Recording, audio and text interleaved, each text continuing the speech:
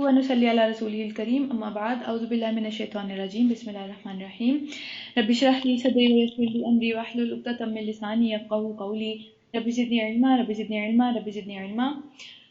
سورہ قصص پڑھے ہم پارہ نمبر 20 کے اندر رکو نمبر 3 تک پڑھ چکے تھے ہم سورہ قصص کا، اور اب رکو نمبر 4 پڑھنے لگے ہیں، تو چلیں جی سٹارٹ کرتے ہیں۔ بسم اللہ الرحمن الرحیم۔ جب موسیٰ علیہ السلام کا قصہ چل رہا ہے نا، پہلے بھی ہم نے دیکھا تھا، تو ابھی بھی اس کا آگے کا قصہ چل رہا ہے۔ جب موسیٰ علیہ السلام نے وہ مدت پوری کر دی جو کہ شعیب علیہ السلام نے ان کو جس مدت تک کام کرنے کے عوض انہوں نے شادی کی تھی اپنی بیٹی کی ان کے ساتھ، وہ جب انہوں نے مدت پوری کر دی 8 یا 10 سال کے درمیان میں جتنا بھی ٹائم تھا وہ پوری کر دی، تو پھر وہ اپنے اہل و عیال کو یعنی اپنی بیوی اور بچوں کو لے کر چلے، تو طور کی جانب سے ان کو ایک آگ دکھائی دی نا۔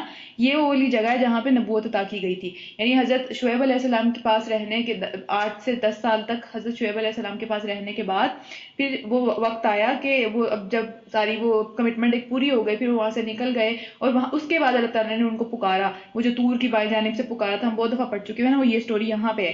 پھر اس کو ایک آگ دکھائی دی، اس نے اپنے گھر والوں سے کہا کہ ٹھہرو، میں ایک آگ دیکھی ہے میں نے نا، تو شاید میں وہاں سے کوئی خبر لے آؤں راستے کی، جہاں ہم جا رہے ہیں تو وہاں سے راستے کی کوئی خبر پتہ کر کے آؤں، یا پھر اس آگ سے کوئی انگارہ ہی اٹھا لاؤں جس سے تم اپنے آپ کو گرم رکھ سکو۔ سردی کا موسم تھا۔ وہاں پہنچا تو وادی کے داہنے یعنی دائیں جانب رائٹ والے سائڈ کے اوپر سے جو ہے وہ ایک درخت کے اندر سے ان کو آواز آئی کہ اے موسیٰ علیہ السلام، یہ میں ہی ہوں، اللہ سارے جہانوں کا مالک میں ہی ہوں، یہ میری آواز ہے، میں تم سے بات کر رہا ہوں یہاں پہ۔ اور پھر حکم دیا گیا کہ پھینک دے اپنی لاٹھی کو، لاٹھی لے کے گئے تھے، تو جو ہی موسیٰ نے دیکھا کہ وہ لاٹھی پھینکنے کے بعد سانپ کی طرح بل کھا رہی ہے، عجیب سی اس کی شکل ہو گئی ہے، تو وہ پیٹ پھیر کر بھاگ نکلا، اور اتنا ڈر کے بھاگا کہ اس نے مڑ کے دیکھا بھی نہیں کہ پیچھے کیا ہے، یعنی اس طریقے سے ان کو ڈر لگا اس سے۔ اور پھر ارشاد ہوا اللہ تعالیٰ کی طرف سے کہ موسیٰ پلٹ آ اور خوف نہ کھا، تو بالکل ہی محفوظ ہے، اپنا ہاتھ اپنے گریبان کے اندر ڈال۔ دوسری نشانی آ گئی نا، پہلی تو یہ لاٹھی والی تھی، دوسری نشانی تو چمکتا ہوا نکلے گا بغیر کسی تکلیف کے، یعنی اس طرح کا لگے گا کہ جیسے جل رہا ہے لیکن وہ جل نہیں رہا ہوگا نا، تکلیف کوئی نہیں ہوگی اس کے ساتھ۔ اور خوف سے بچنے کے لیے اپنا بازو سمیٹ لے، یعنی تو اسے ڈرے نہیں تو پھر اپنا بازو واپس کر لے۔ یہ 2 نشانیاں ہیں، روشن نشانیاں ہیں یہ تیرے رب کی طرف سے، اب جا فرعون اور اس کے درباریوں کے سامنے، اور وہ بڑے ہی نافرمان لوگ ہو چکے ہیں نا، اللہ تعالیٰ کے سامنے بڑائی دکھا رہے ہیں زمین کے اندر اپنی، تو ان کے پاس بھیجنے کے لیے یہ 2 واضح نشانیاں اللہ تعالیٰ نے موسیٰ علیہ السلام کو دے دی۔ تو موسیٰ علیہ السلام نے عرض کیا، میرے آقا میرے رب، میں تو ان کا ایک آدمی قتل کر چکا ہوں، ہم پڑھ چکے ہیں نا یہ والا بھی قصہ، تو پھر ڈرتا ہوں کہ وہ مجھے مار ڈالیں گے، اور میرا بھائی ہارون مجھ سے زیادہ اچھی زبان والا ہے، کیونکہ حضرت موسیٰ علیہ السلام کی زبان کے اندر لکنت تھی، وہ تو تلا کے بولتے تھے، وہ صحیح طریقے سے بول نہیں سکتے تھے، تو انہوں نے کہا کہ میرا جو ہے بھائی اس کی زبان میرے سے زیادہ اچھی ہے، وہ اچھے طریقے سے بات کر سکتا ہے نا، تو اسے میرا ساتھ مددگار کے طور پر آپ بھیج دیں، اس کو بھی جو ہے وہ نبوت عطا کر دینا۔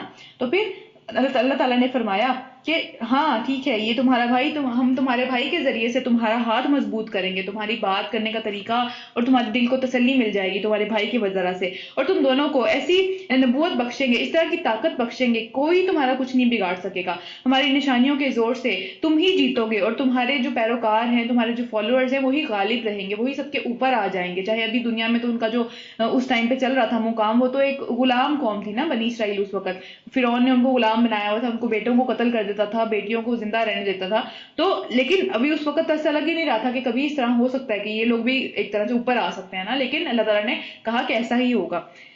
اور پھر جب موسیٰ علیہ السلام ان لوگوں کے پاس ہماری کھلی کھلی نشانیاں اور معجزے لے کر پہنچے، تو انہوں نے کہا کہ یہ کچھ بھی نہیں ہے مگر ایک جادو ہے، اور یہ باتیں تو ہم نے ہمارے باپ دادا کے زمانے سے کبھی بھی نہیں سنی، یہ جو کہ جی اللہ ہے، کوئی رب العالمین ہے، کوئی ایک کی عبادت کرنی چاہیے، ایسی باتیں تو ہم نے کبھی بھی نہیں سنی۔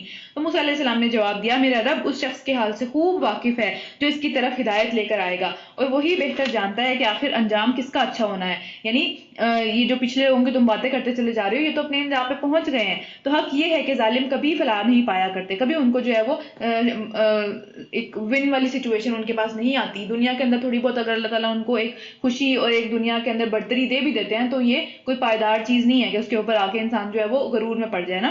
اور پھر فرعون نے کہا، اے اہل دربار، میں تو تم اپنے سوا کسی کو خدا کو نہیں جانتا، مجھے تو پتا کہ میں ہی خدا ہوں، میں نے اپنے علاوہ کبھی کسی خدا کو سنا نہیں، کبھی کسی خدا کے بارے میں۔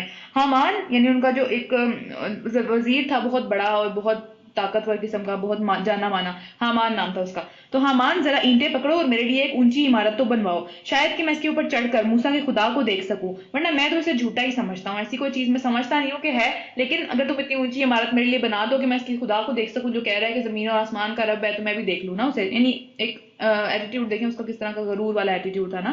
اور دوسری بات یہ کہ اس کو اپنی عمارتوں پہ بہت فخر تھا. اس نے بہت زیادہ اس طرح کی عمارتیں بنوائی تھیں. آرکیٹیکچر کے اندر وہ قوم بہت آگے تھی، آج بھی ہے نا ان کے وہ مصر کے اندر جو وہ ہیں پیرامڈز ہیں، لیکن اس طرح کی چیز آج تک دنیا کے اندر نہیں ہے جو اس نے بنوائی تھی. وہ واقعی بہت کامیاب بادشاہ تھا اپنے وقت کا، لیکن اس نے اور اس کے لشکروں نے زمین میں بغیر کسی حق کے اپنا غرور کیا، اپنے آپ کو کچھ سمجھ لیا. اللہ تعالیٰ نے نہیں روکا، اللہ تعالیٰ نے رسی ڈھیلی کی تو اس نے سمجھا میں ہی کچھ ہوں، اور سمجھے کہ کبھی انہیں ہماری طرف پلٹنا ہی نہیں ہے. آخرکار ہم نے اسے اور اس کے لشکروں کو پکڑا اور سمندر میں پھینک دیا. اب دیکھ لو کہ ظالموں کا انجام کیا ہوا. ہم نے انہیں جہنم کی طرف دعوت دینے والا سب سے بڑا لیڈر بنا دیا. یعنی ہم پہلے بھی پڑھا ہے قرآن کے اندر کہ جو فرعون ہے وہ اپنی قوم کے ساتھ صبح شام جو ہے وہ جہنم کے اوپر وارد کیا جاتا ہے. وہ جہنم کا جو ہے وہ وزٹ کرتا ہے، اپنی ظاہرہ مرد تو چکا ہے نا وہ، لیکن جب فائنلی پھینکا جائے گا اس سے پہلے بھی وہ لیڈ کرتا ہوا ان کو لے کے چلتا ہوا وہیں پہ لے کے جاتا ہے، کیونکہ اس نے دنیا میں بھی اس کی پیروی اختیار کی تھی اس قوم نے.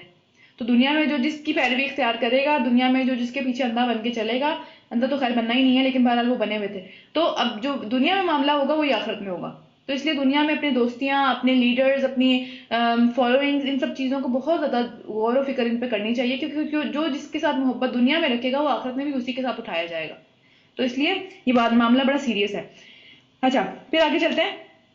اور قیامت کے دن وہ کہیں سے کوئی بھی مدد نہیں پا سکیں گے سارے کے سارے. ہم نے اس دنیا میں بھی ان کے پیچھے لعنت لگا دی اور قیامت کے روز بہت بڑی مصیبت میں مبتلا ہوں گے. رکو نمبر 5 سورہ قصص پارہ نمبر 20. جو لوگ بعد میں جوائن کیا ان کو میں پہلے بتا رہی ہوں. تو پچھلی نسلوں کو ہلاک کرنے کے بعد ہم نے موسیٰ علیہ السلام کو کتاب عطا کی، لوگوں نے جس کو لوگوں کے لیے حکمت کا سامان بنایا، لوگوں کے لیے ہدایت اور رحمت بنا دیا تاکہ لوگ اسے سبق حاصل کریں. اے نبی صلی اللہ علیہ وآلہ وسلم، تم اس وقت اس جگہ پر موجود نہ تھے جبکہ ہم نے موسیٰ علیہ السلام کو یہ شریعت عطا کی تھی. لیکن یہ غیب کی باتیں ہیں نا، تو اللہ تعالیٰ بار بار بتا رہے ہیں کہ یہ میرا احسان ہے. اللہ تعالیٰ کا کتنا بڑا احسان ہے. اللہ تعالیٰ نے ہمیں ساری باتیں بتائی ہیں، ورنہ ہمیں کون بتاتا ہے یہ باتیں؟ کہاں سے پتہ چلتی ہیں ہمیں یہ باتیں؟ تو اللہ تعالیٰ نبی صلی اللہ علیہ وسلم کو بھی یہی کہہ رہے ہیں. اور نہ تم وہاں گواہ تھے، یعنی تم دیکھنے والے بھی نہیں تھے وہاں پہ کہ جب یہ کام ہو رہا تھا، بلکہ اس کے بعد تمہارے زمانے تک ہم نے بہت ساری نسلیں اٹھائیں اور ان پر بھی بہت زمانہ گزر چکا ہے. تمہیں نہیں پتا کہ کتنا ٹائم گزرا ہے موسیٰ علیہ السلام میں، اور نبی صلی اللہ علیہ وسلم میں کتنی نسلیں گزری ہیں ہمیں نہیں پتا کہ کتنے عرصے بعد موسیٰ علیہ السلام کے نبی صلی اللہ علیہ وسلم آئے. پھر تم اہل مدین میں بھی موجود نہ تھے کہ جب ان کو ہماری آیات سنا کر ڈرایا گیا تھا، مگر اس وقت یہ خبریں بھیجنے والے ہم ہی تھے. یعنی وہاں پہ بھی یہ ساری کی ساری باتیں جو وہاں پہ بھی پہنچائی گئی تھی وہ بھی اللہ کی طرف سے تھی، اور آج جو ہمیں یہ خبریں سنائی جا رہی ہیں یا نبی صلی اللہ علیہ وسلم کو یہ باتیں بتائی جا رہی ہیں وہ بھی اللہ کی طرف سے ہی ہیں، کیونکہ یہ غیب کی باتیں ہیں، یہ کسی کو بھی نہیں پتا تھی. اور تم طور کے دامن میں اس وقت بھی موجود نہ تھے کہ جبکہ موسیٰ علیہ السلام کو ہم نے پہلی دفعہ پکارا، مگر یہ سب تمہارے رب کی رحمت ہے کہ تمہیں یہ ساری باتیں بتائی جا رہی ہیں تاکہ تم ان لوگوں کو خبردار کرو جن کے پاس تم سے پہلے کوئی خبردار کرنے والا نہیں آیا. یعنی کہ مکہ کے لوگ، ان کے پاس حضرت اسماعیل کے بعد کوئی بھی نبی نہیں آیا تھا نا، کوئی کتاب نہیں تھی، کوئی شریعت نہیں تھی، تو ان کی بات ہو رہی ہے. مکی صورت پڑھیں، شاید کہ وہ ہوش میں آ جائیں. اور یہ ہم نے اس لیے کیا کہ نبی صلی اللہ علیہ وسلم کو وہاں اس لیے بھیجا کہ کہیں ایسا نہ ہو کہ اپنے کرتوتوں کے اوپر وہ جو ہے وہ کسی مصیبت میں پھنس جائیں اور پھر کہیں کہ اے پروردگار تو نے کیوں نہ ہماری طرف کوئی رسول بھیجا، کوئی ڈرانے والا کیوں نہ ہماری طرف بھیجا کہ ہم تیری آیات کی پیروی کرتے اور اہل ایمان میں سے ہو جاتے. یعنی تب اگر اس طرح اللہ تعالیٰ پکڑ لیتا تو پھر وہ لوگ یہ کہتے، لیکن اب اگر رسول بھیج دیا ہے تو پھر اس کو پوری طرح سے جھٹلانے میں مصروف ہے، اس کے خلاف جا کے اس کی مخالفت کرنے میں، اس کو برے جو ہے وہ اس کے ساتھ معاملات کرنے میں مصروف ہے. مگر جب ہمارے ہاں سے حق ان کے اوپر آ گیا، یعنی قرآن آ گیا، نبی آ گئے، وہ ساری چیزیں آ گئیں جو کہ ایک بہانہ تھا ان کے پاس پہلے، تو وہ کہنے لگے کہ کیوں نہ دیا گیا اس کو بھی وہی کچھ جو کہ موسیٰ علیہ السلام کو دیا گیا تھا. تو رات ہی لے کے آتے نا نبی صلی اللہ علیہ وسلم بھی، یہ کیسی کتاب ہے؟ تو پھر کیا یہ لوگ اس کا انکار نہیں کر چکے جو کہ اس سے پہلے موسیٰ علیہ السلام کو دیا گیا تھا؟ کیا یہ اس کی شریعت مان رہے تھے؟ مانتے تو وہ اس کو بھی نہیں تھے. جو اہل مکہ تھے نا وہ تو مانتے اس کو بھی نہیں تھے، وہ تو اپنے آپ میں ہی کچھ سمجھتے تھے کہ کعبہ ہمارے پاس ہے تو ہم تو پتہ نہیں کیا ہیں، ہماری اپنی شریعت ہے، پتہ نہیں کیا، اپنے دماغوں میں کچھ نہ کچھ بنایا ہوا تھا. تو انہوں نے کہا کہ دونوں جادو ہیں، یعنی کہ قرآن اور تورات دونوں جادو کی چیزیں ہیں، عجیب سا کوئی بندے کے دماغ کے اوپر اثر کر دیتی ہیں، تو ان دونوں کو ہی نہ سنو. تو ایک دوسرے کی مدد کرتے ہیں اور کہا کہ ہم کسی کو نہیں مانتے ان دونوں میں سے. اور پھر اے نبی صلی اللہ علیہ وسلم ان سے کہو اچھا تو لاؤ اللہ کی طرف سے کوئی ایسی کتاب جو ان دونوں سے زیادہ ہدایت بخشنے والی ہو اگر تم سچے ہو. تمہارے پاس کیا پڑا ہوا ہے جس کے اوپر آ کے تم ان دونوں کو برا کہہ رہے ہو؟ تو پھر میں اسی کی پیروی اختیار کروں گا. یعنی اگر تمہارے پاس ایسی کوئی چیز ہے جو ان سے زیادہ ہدایت بخشنے والی ہے تو عقل کا تقاضا تو یہ ہے کہ پچھلی چیز پہ نہ اڑا جائے اور اگلی چیز کے اوپر چلا جایا جائے. تو اگر تمہارے پاس کوئی ایسی چیز ہے تو نبی صلی اللہ علیہ وسلم کے منہ سے اللہ تعالیٰ نے یہ بات نکلوائی کہ پھر میں اسی کی پیروی کر لوں گا. یعنی یہ تو عقل مندی کی نشانی ہے نا. تو تم اتنا عقل مند کیوں نہیں ہو؟ تمہیں بھی تو یہ بات سوچنی چاہیے کہ تمہاری ہدایت سے زیادہ ایک بڑی ہدایت اللہ تعالیٰ کی طرف سے آ گئی ہے تو اس کو مان لو. اور پھر کیا ہوا کہ اب اگر وہ تمہارا یہ مطالبہ پورا نہیں کرتے، ظاہر کر بھی نہیں سکتے تھے، تو سمجھ لو کہ دراصل یہ اپنی خواہشات کے پیروکار ہیں، یہ اپنی خواہشات کے پیچھے ہی چلتے چلے جا رہے ہیں. کوئی حقیقت نہیں ہے، کوئی دلیل نہیں ہے. اور اس شخص سے بڑھ کر کون گمراہ ہوگا جو خدائی ہدایت اللہ تعالیٰ کی طرف کی ہدایت کے بغیر بس اپنی خواہشات کی پیروی کرتا چلا جائے. اللہ ایسے ظالموں کو ہرگز ہدایت نہیں بخشتا. رکن نمبر 6، اور نصیحت کی بات بار بار ہم ان تک پہنچاتے چلے جا رہے ہیں تاکہ وہ غفلت سے بیدار ہو جائیں. ایک دفعہ میں نازل نہیں ہوا قرآن. 13 سال آپ صلی اللہ علیہ وسلم مکہ کی سرزمین کے اندر رہے. 13 سال میں اتنی صورتیں نازل ہوئی، بار بار بار بار ایک بات ڈفرنٹ طریقے سے سمجھائی گئی تاکہ وہ کسی طریقے سے واپس آ جائیں.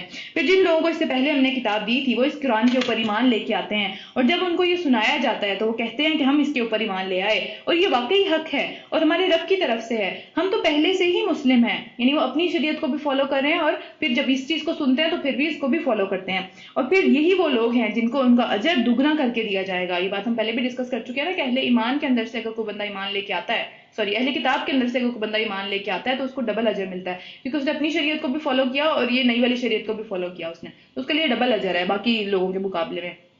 اچھا، یہ جو واقعہ ہے یہ ایک اسپیسیفک واقعے کی طرف اشارہ کیا جا رہا ہے. حبشہ سے، آپ کو پتا نا حبشہ میں نجاشی بادشاہ تھا اور وہ کرسچنز تھے سارے حبشہ میں جو رہنے والے لوگ تھے، جس کی طرف پہلی دفعہ ہجرت بھی کی گئی تھی مکہ سے، پھر دوسری دفعہ جو ہے وہ ظاہر مدینہ کی طرف ہجرت کی گئی تھی. بہرحال تو حبشہ سے جو ہے وہ جب انہوں نے یہ پیغام سنا، دور دور تک اس کی جو ہے وہ ایک چرچا ہونے لگا کہ کوئی نبی آیا ہے اور اس طرح کا معاملہ، تو وہاں سے 20 کے قریب جو تھے عیسائی آئے اور انہوں نے ایمان قبول کر لیا نا. تو انہوں نے جب یہ بات سنی، قرآن سنا، تو پھر انہوں نے یہ بات کہی تھی اور ان کی تعریف یہاں پہ کی جا رہی ہے کہ اللہ تعالیٰ کی طرف سے ان کے لیے ڈبل اجر ہے. اور اس ثابت قدمی کے بدلے میں جو انہوں نے دکھائی وہ برائی کو بھلائی سے دفع کرتے ہیں. یعنی اگر کوئی گناہ ہو بھی جاتا ہے تو اس کو اچھائی کر کے تبدیل کر دیتے ہیں، اس کے ساتھ فوراً سے جو ہے ان کے کان کھڑے ہو جاتے ہیں کہ یہ میں نے جو ہے وہ برا کام کر دیا، مجھے اچھائی کرنی چاہیے. اور جو کچھ رزق ہم نے ان کو دیا ہے اس کے اندر سے خرچ کرتے ہیں. اور جب انہوں نے کوئی بےہودہ بات سنی تو یہ کہہ کر وہ اس سے دور چلے گئے اور کہا کہ ہمارے اعمال ہمارے لیے اور تمہارے اعمال تمہارے لیے. یہ ہوا یہ تھا کہ ان کا جب پتہ چلا ابو جہل کا تو میرے خیال سب کو پتا ہوگا، وہ بہت زیادہ بڑا سردار تھا اور سب سے زیادہ پیش جو لوگ تھے نا، جو سب سے زیادہ پرومیننٹ لوگ تھے نبی صلی اللہ علیہ وسلم کے خلاف، وہ ان میں سے تھا ایک. تو خیر اس کا نام بھی ابو جہل اسی لیے رکھا کیونکہ جہالت کا بادشاہ تھا، وہ ابو تھا، وہ اس کی نسل تھی پوری کی پوری جو کہ جہالتوں کا یعنی جاہلیت کے اندر ہی پڑا ہوا تھا. وہ اتنی چیزیں دیکھنے کے باوجود بھی وہ اس سے نکل نہیں پا رہا تھا نا. اچھا خیر، تو اس نے جب یہ دیکھا کہ یہ لوگ دور سے آ کے ایمان لے کے آ گئے ہیں تو پھر جو قریب والے تھے وہ بھی امپریس ہو رہے تھے کہ اتنے دور دور سے لوگ آ رہے ہیں، ہمیں بھی لے لینا چاہیے نا، ایمان قبول کر لینا چاہیے. تو اس نے ان کو گالیاں دینی شروع کر دی ان لوگوں کو. تو اس کے بدلے میں انہوں نے کیا کہا کہ انہوں نے اس کے بدلے میں یہ آیت آ رہی ہے یہاں پہ کہ اور جب انہوں نے وہ بےہودہ بات سنی تو کہا، یہ کہہ کر اس سے دور چلے گئے کہ ہمارے اعمال ہمارے لیے اور تمہارے اعمال تمہارے لیے، تم کو سلام ہے. ان کے اوپر سلامتی بھیج کے، یعنی ہم نے پہلے بھی پڑھا نا کہ اگر کوئی جاہل بات کرے آ کے تو اس کو اس سے الجھنا نہیں چاہیے، اس سے سمپل اس کو کہیں پیس بی اپون یو، آپ بالکل ٹھیک کہہ رہے ہیں، ٹھیک ہے ہم جا رہے ہیں، ہمارا کام آپ کے لیے، آپ کا کام آپ کے لیے، جو بھی ہوگا اللہ تعالیٰ اس کو دیکھ لیں گے.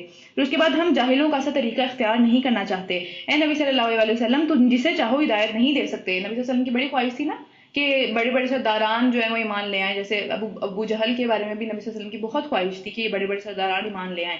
ان کے بارے میں بات ہو رہی ہے کہ تم جسے چاہو اس کو ہدایت نہیں دے سکتے مگر اللہ ہی جسے چاہتا ہے ہدایت دیتا ہے، اور ان لوگوں کو خوب جانتا ہے جو ہدایت قبول کرنے والے ہیں، انہی کو دی جاتی ہے ہدایت. اور کہتے ہیں کہ اگر تمہارے ساتھ ہم نے بھی اس ہدایت کی پیروی کر لی تو اپنی زمین سے اچک لیے جائیں گے. یعنی سارا عرب جو ہے وہ ہمارا دشمن ہو جائے گا. سارا عرب کے لوگ یہاں حج کرنے آتے ہیں، عمرے کرنے کے لیے آتے ہیں، تجارتی ہب ہے وہ ایک، ٹھیک ہے. تو کس طرح کا معاملہ ہوگا ہمارے ساتھ؟ تو اللہ تعالیٰ اس کا جواب دے رہے ہیں، کیا یہ اصل حقیقت نہیں ہے کہ ہم نے، یعنی اللہ تعالیٰ نے اس شہر کو، اس پوری جگہ کو جو ہے وہ ایک جائے قرار بنایا ہے، جائے قیام بنایا ہے، جس کی طرف ہر طرح کے جو پھل ہیں وہ کھینچے چلے آتے ہیں، ہر طرح کا رزق آتا جاتا ہے. وہاں پہ جو تجارت کا معاملہ بنا ہوا ہے یا پھر جو ایک عبادت کا معاملہ بنا ہوا ہے وہ سارا اللہ کی طرف سے ہے. انہوں نے خود تو کچھ نہیں کیا اس بارے میں. تو پھر مگر یہ اکثر لوگ نہیں جانتے. اور کتنی ایسی بستیاں ہم تباہ کر چکے ہیں جن کے لوگ اپنی معیشیت پر، اپنی اکانومی پر، اپنے یہ تجارتی اور سارے کے سارے کاروبار کے اوپر اترا گئے تھے کہ یہ ہمارا ہے، کیا ہوگا اس کا اگر چھوڑ دیا اس کو، اور یہ سب کی سب چیزیں ہم نے بنائی ہیں. تو پھر سو دیکھ لو کہ ان کے گھر ایسے ہی پڑے ہوئے ہیں، خالی پڑے ہوئے ہیں. کہاں گئے وہ لوگ جو اتنا اتراتے تھے؟ کہاں گئے وہ لوگ جو اتنا غرور کرتے تھے؟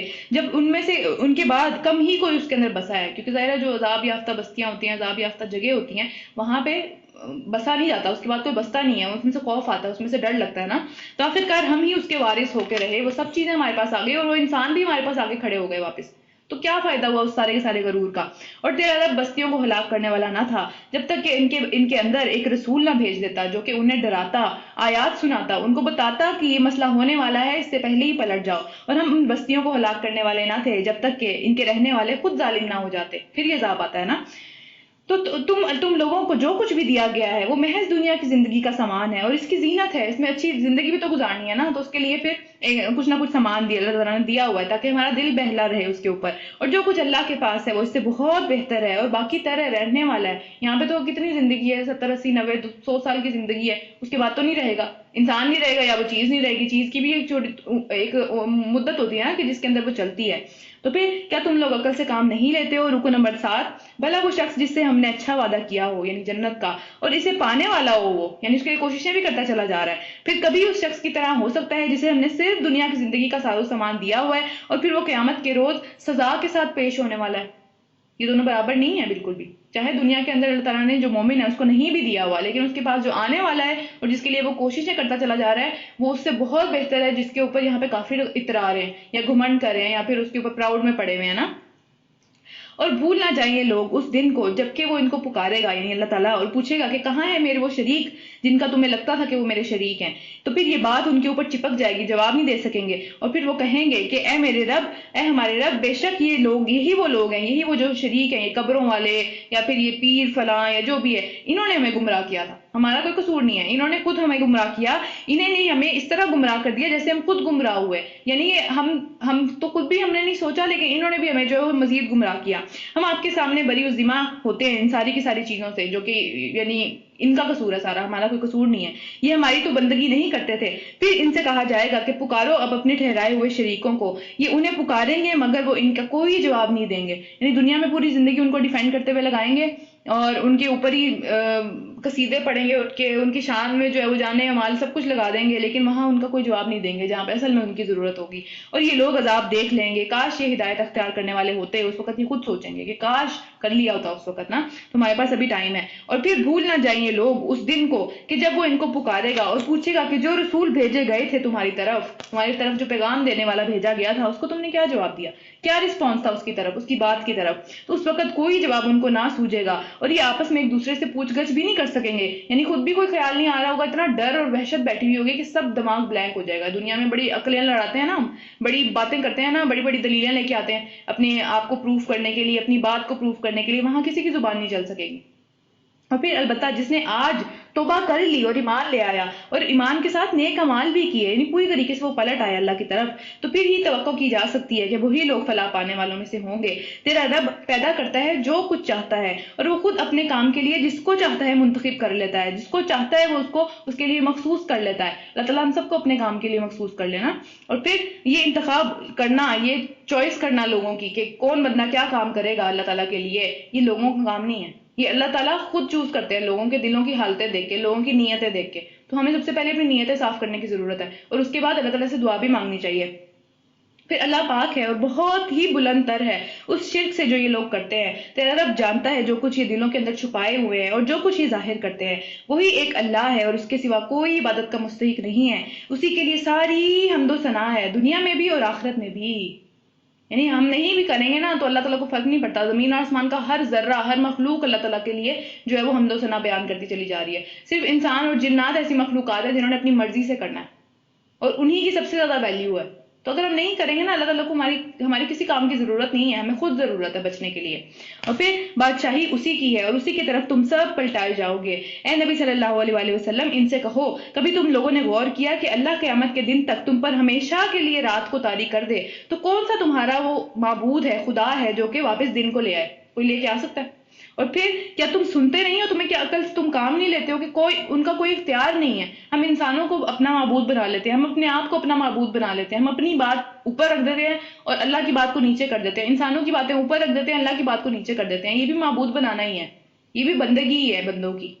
تو پھر ان سے پوچھو کہ کیا کبھی تم نے سوچا کہ اگر اللہ قیامت کے دن تک تم پر ہمیشہ کے لیے دن کو طاری کر دے تو کون وہ معبود ہے، کون وہ شریک ہے اللہ کا جو کہ تمہیں رات کو لا کے دے دے تاکہ تم اس میں سکون حاصل کرو؟ کیا تم کو سوچتا نہیں ہے، عقل سے کام نہیں لیتے ہو؟ یہ اسی کی رحمت ہے کہ اس نے تمہارے لیے دن اور رات بنائے تاکہ تم رات میں سکون حاصل کرو اور دن کو اپنے رب کا فضل تلاش کرو۔ دونوں کاموں کا ایک وقت ہے اور ہر کام نے ہر ایک ٹائم کے بعد اپنے چلے جانا ہے اور پھر اس نے اپنے ایک ٹائم پہ آ جانا ہے۔ انسانوں کا بھی یہی حال ہے، اپنے ایک ٹائم پہ وہ آئے ہیں، اپنے ایک ٹائم پہ چلے جائیں گے۔ یہی بات ہے، سوچنے والی بات ہے۔ پھر شاید کہ تم شکر گزار بنو۔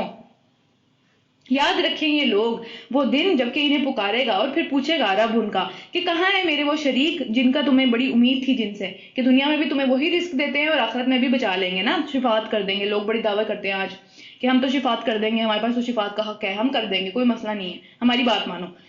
اور ہم ہر امت کے اندر سے ایک گواہ نکال کر لے کے آئیں گے، یعنی اس کا رسول، اور پھر کہیں گے کہ لاؤ اب اپنی دلیل کہ وہاں کون ہے، کون اب آج شفاعت کرے گا، کون ہے جو آج دوسروں کا بوجھ لے لے گا، کون اللہ تعالیٰ کے سامنے جا کے کھڑا ہوگا کسی کے لیے؟ کوئی بھی نہیں ہو سکتا نا، ظاہر سی بات ہے۔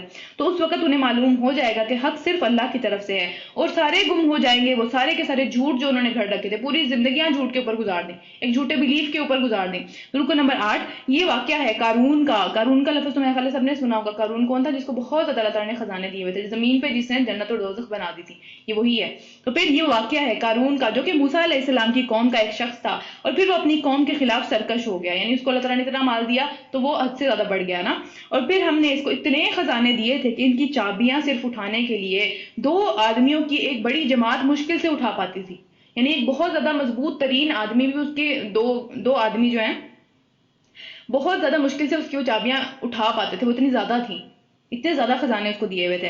اور پھر ایک دفعہ جب اس کی قوم کے لوگوں نے اس سے کہا کہ تو غرور نہ کر، اللہ جو ہے وہ غرور کرنے والوں کو پسند نہیں کرتا، یہ سارے معاملے تجھے شکر ادا کرنا چاہیے، تو جو مال اللہ نے تجھے دیا ہے اس سے آخرت کا گھر بنانے کی فکر کر اور دنیا میں بھی جو ہے وہ اس سے فائدہ اٹھا۔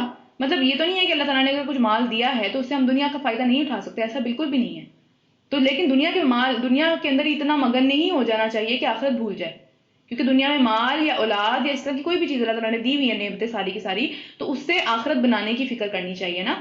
تو پھر کیا ہوا کہ احسان کر اسی طرح لوگوں کے اوپر جیسے اللہ نے تیرے اوپر احسان کیا، اتنا بڑا احسان کر دیا، تجھے دے دیا یہ سب چیزیں، باقیوں کو تو نہیں دی نہیں، تو اللہ کی مرضی تھی نا یہ تو۔ اور پھر زمین میں فساد برپا کرنے کی کوشش نہ کر، اللہ فساد کرنے والوں کو پسند نہیں کرتا۔ تو اس نے کہا کہ یہ سب کچھ جو تم مجھے بتا رہے ہو نا، یہ مجھے میرے علم کی وجہ سے ملا ہے، اللہ کی وجہ سے نہیں ملا ہوا۔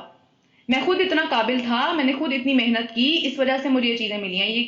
یہ بڑا کامن چیز ہے ہمارے یہاں بھی، یہ بات کرتے ہیں نا ہم کہ ہاں میں نے اتنی محنت کی تو آج 4 سال بعد مجھے ڈگری مل گئی، آج میں نے اتنی محنت کی تو آج میں یہ ہوں۔ اللہ کا شکر ہی نہیں کہیں پہ بھی۔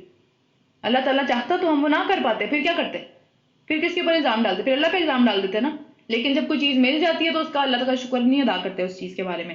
تو پھر کیا ہے کہ اچھا کیا اس کو یہ علم نہ تھا کہ اللہ اس سے پہلے بہت ایسے لوگوں کو ہلاک کر چکا ہوا ہے جو اس سے زیادہ جو ہے وہ قوت تھی، ان کے پاس طاقت تھی اور بہت زیادہ وہ ان کی فالوئنگ بھی بہت زیادہ تھی، ایسے سب لوگ ہلاک کر دیے گئے جو کہ غرور میں پڑے رہے۔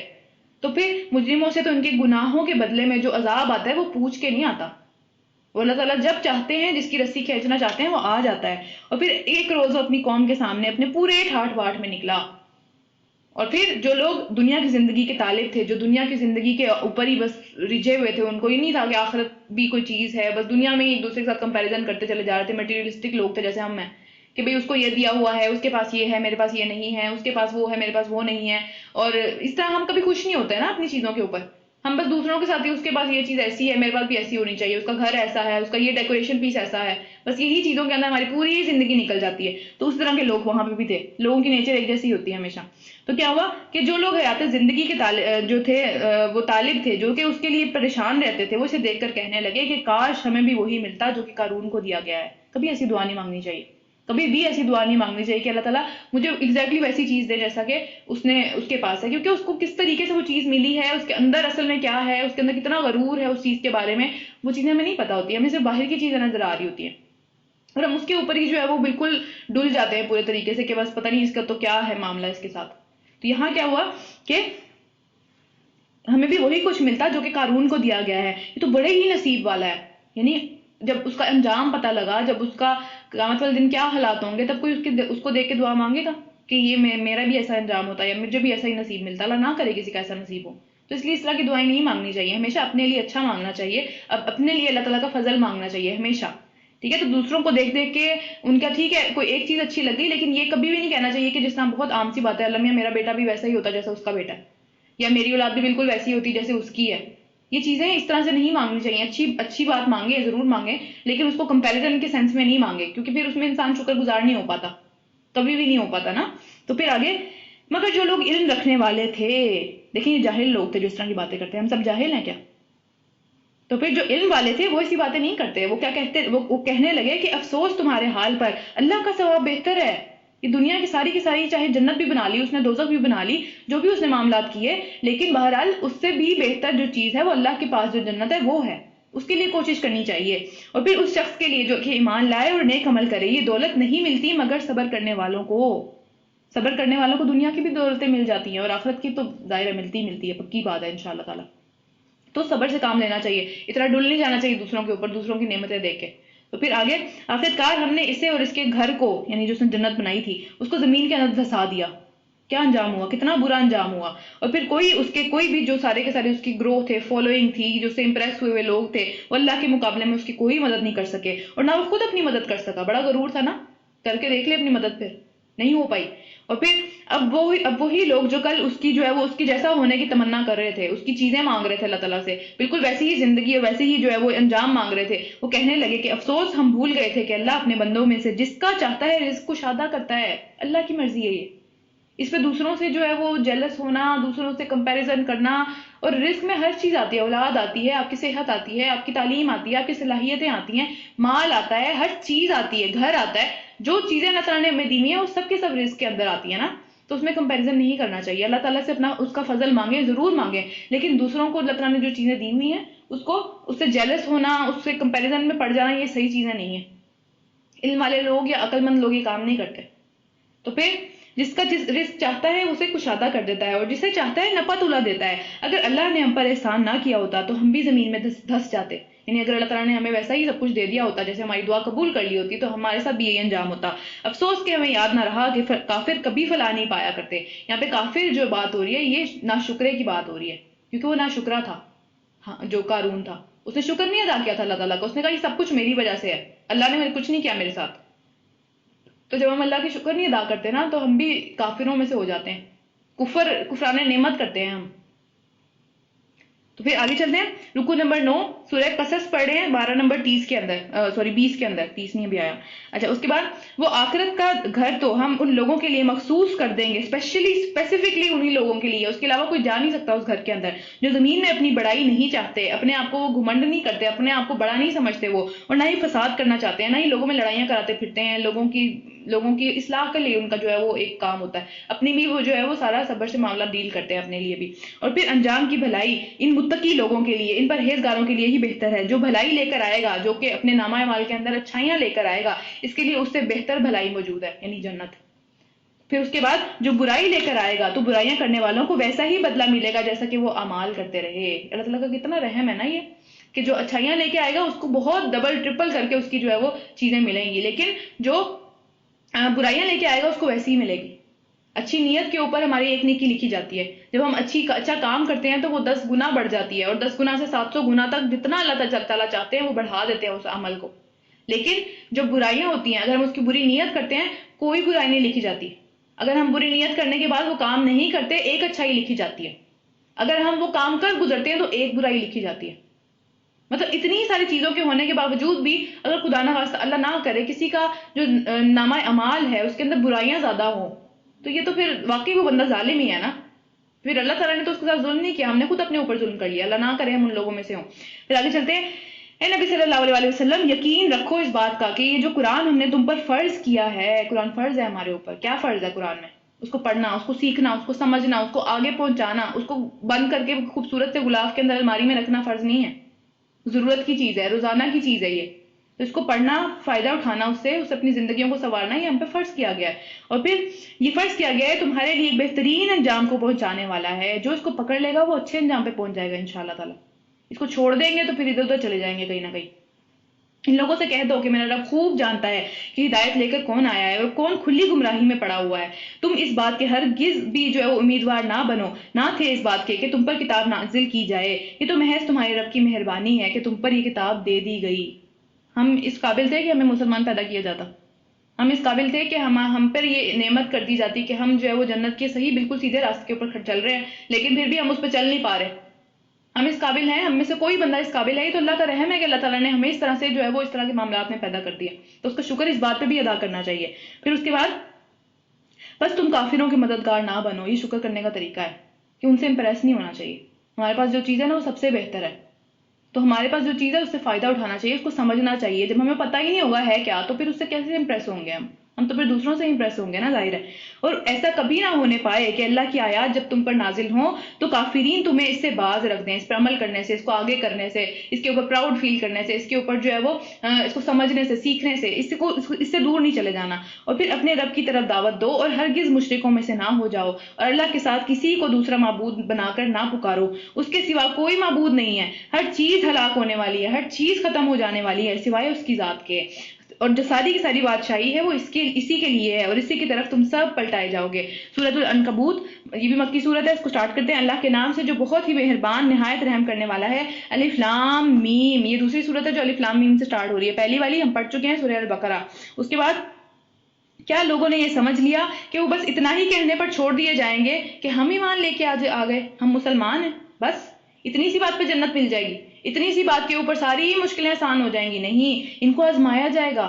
دنیا کے اندر ادھر ادھر جو ہے وہ ٹھوکا بجایا جائے گا، جس طرح سونے کو کرتے ہیں نا، سونے کو پاک کرنے کے لیے کیا ہوتا ہے، اس کو بہت زیادہ ٹیمپریچر کے اندر، بہت زیادہ پریشر کے اندر ڈالتے ہیں تاکہ اس میں سے ساری گندگی میل کچیل نکل جائے. تو مومن کا بھی یہی حال ہے. خالی کہہ دینے پہ کہ میں مسلمان ہوں یہ کوئی معاملہ نہیں ہے. دنیا کے اندر سب سے زیادہ مصیبتیں اس کے اوپر آتی ہیں جو اللہ کے سب سے زیادہ قریب ہوتا ہے، جس طرح انبیاء تھے.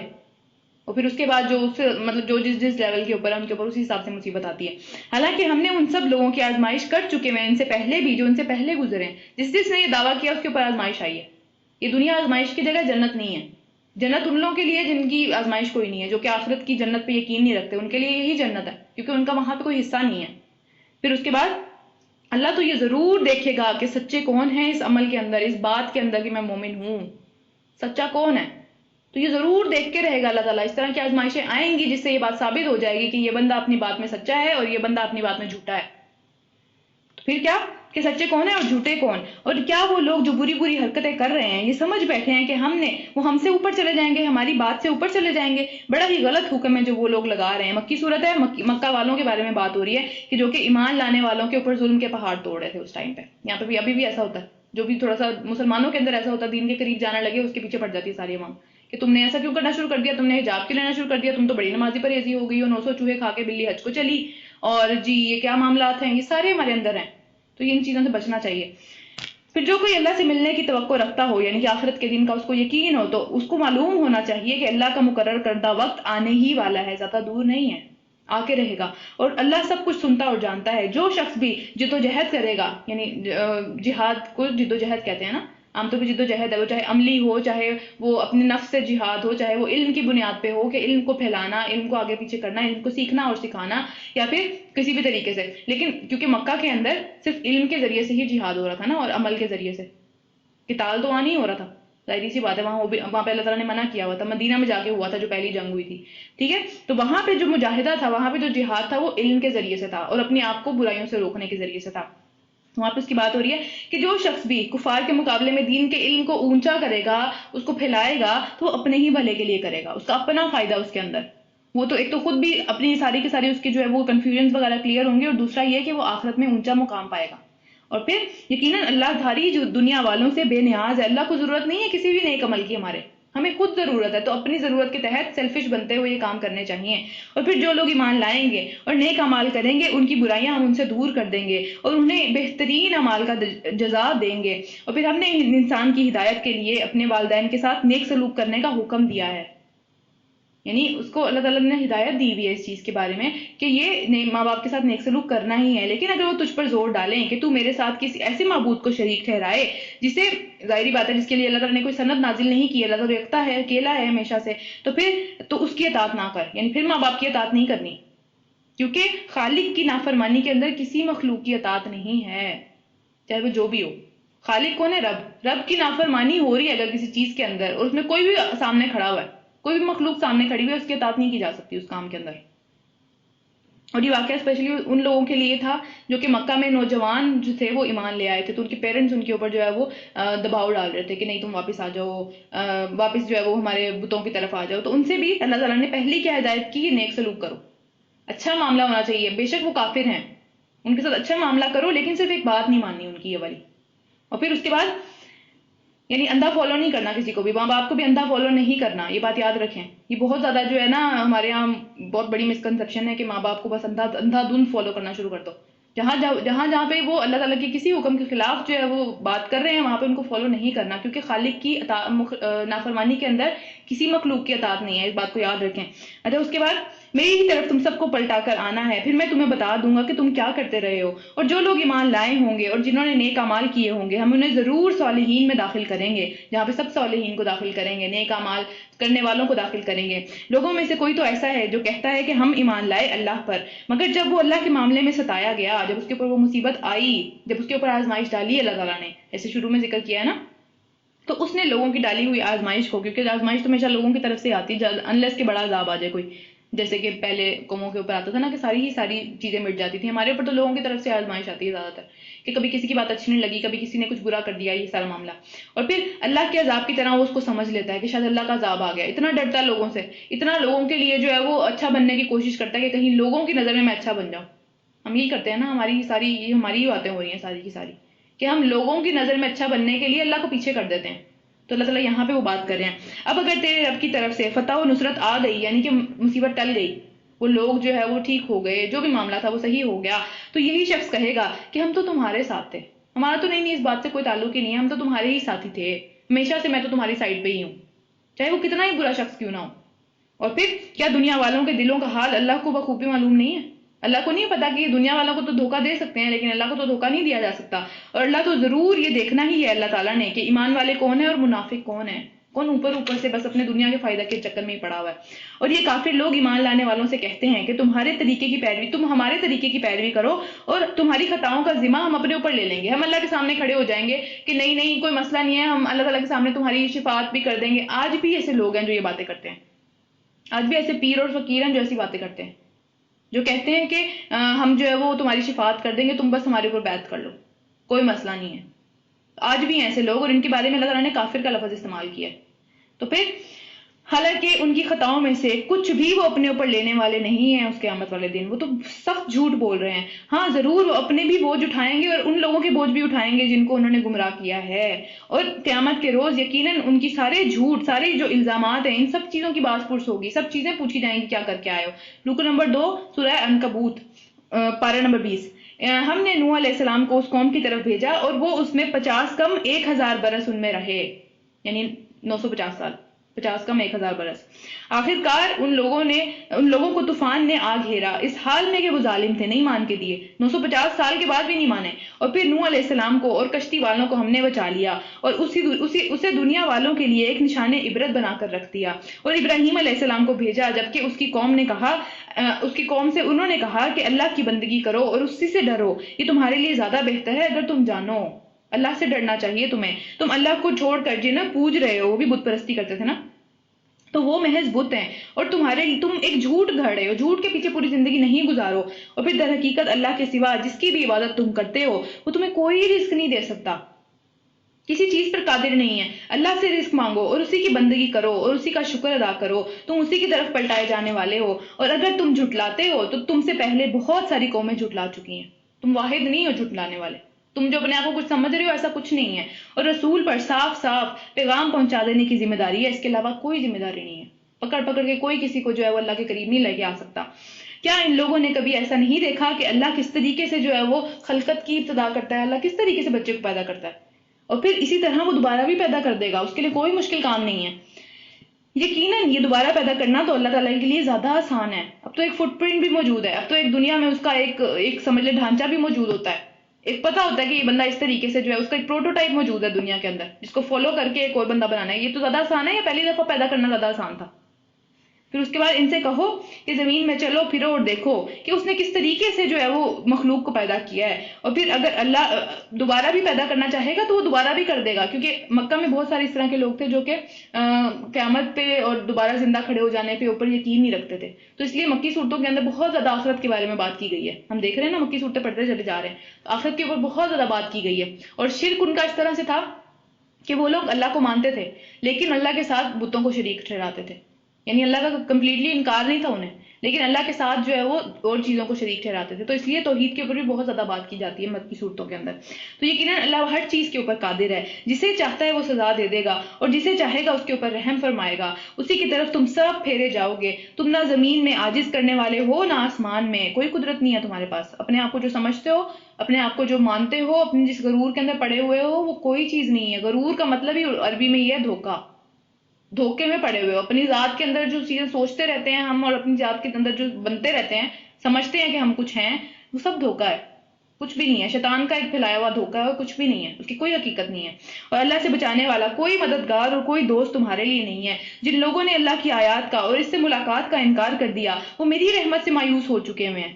یعنی ان کو لگتا ہی نہیں اللہ تعالیٰ ہے کوئی، کبھی کوئی انصاف کا دن بھی آئے گا اور اس کے لیے دردناک عذاب تیار ہے. پھر ابراہیم علیہ السلام کی قوم نے ان کو جواب دیا کہ انہوں نے کہا کہ قتل کر دو اس کو یا پھر اس کو جلا ڈالو. آخرکار اللہ نے اسے اس آگ سے بچا لیا. یقیناً اس میں نشانی ہے ان سب لوگوں کے لیے جو کہ ایمان لانے والے ہیں. اور اس نے کہا تم نے دنیا کی زندگی میں تو اللہ کو چھوڑ کر بتوں کو اپنے درمیان میں محبت کا ذریعہ بنا لیا.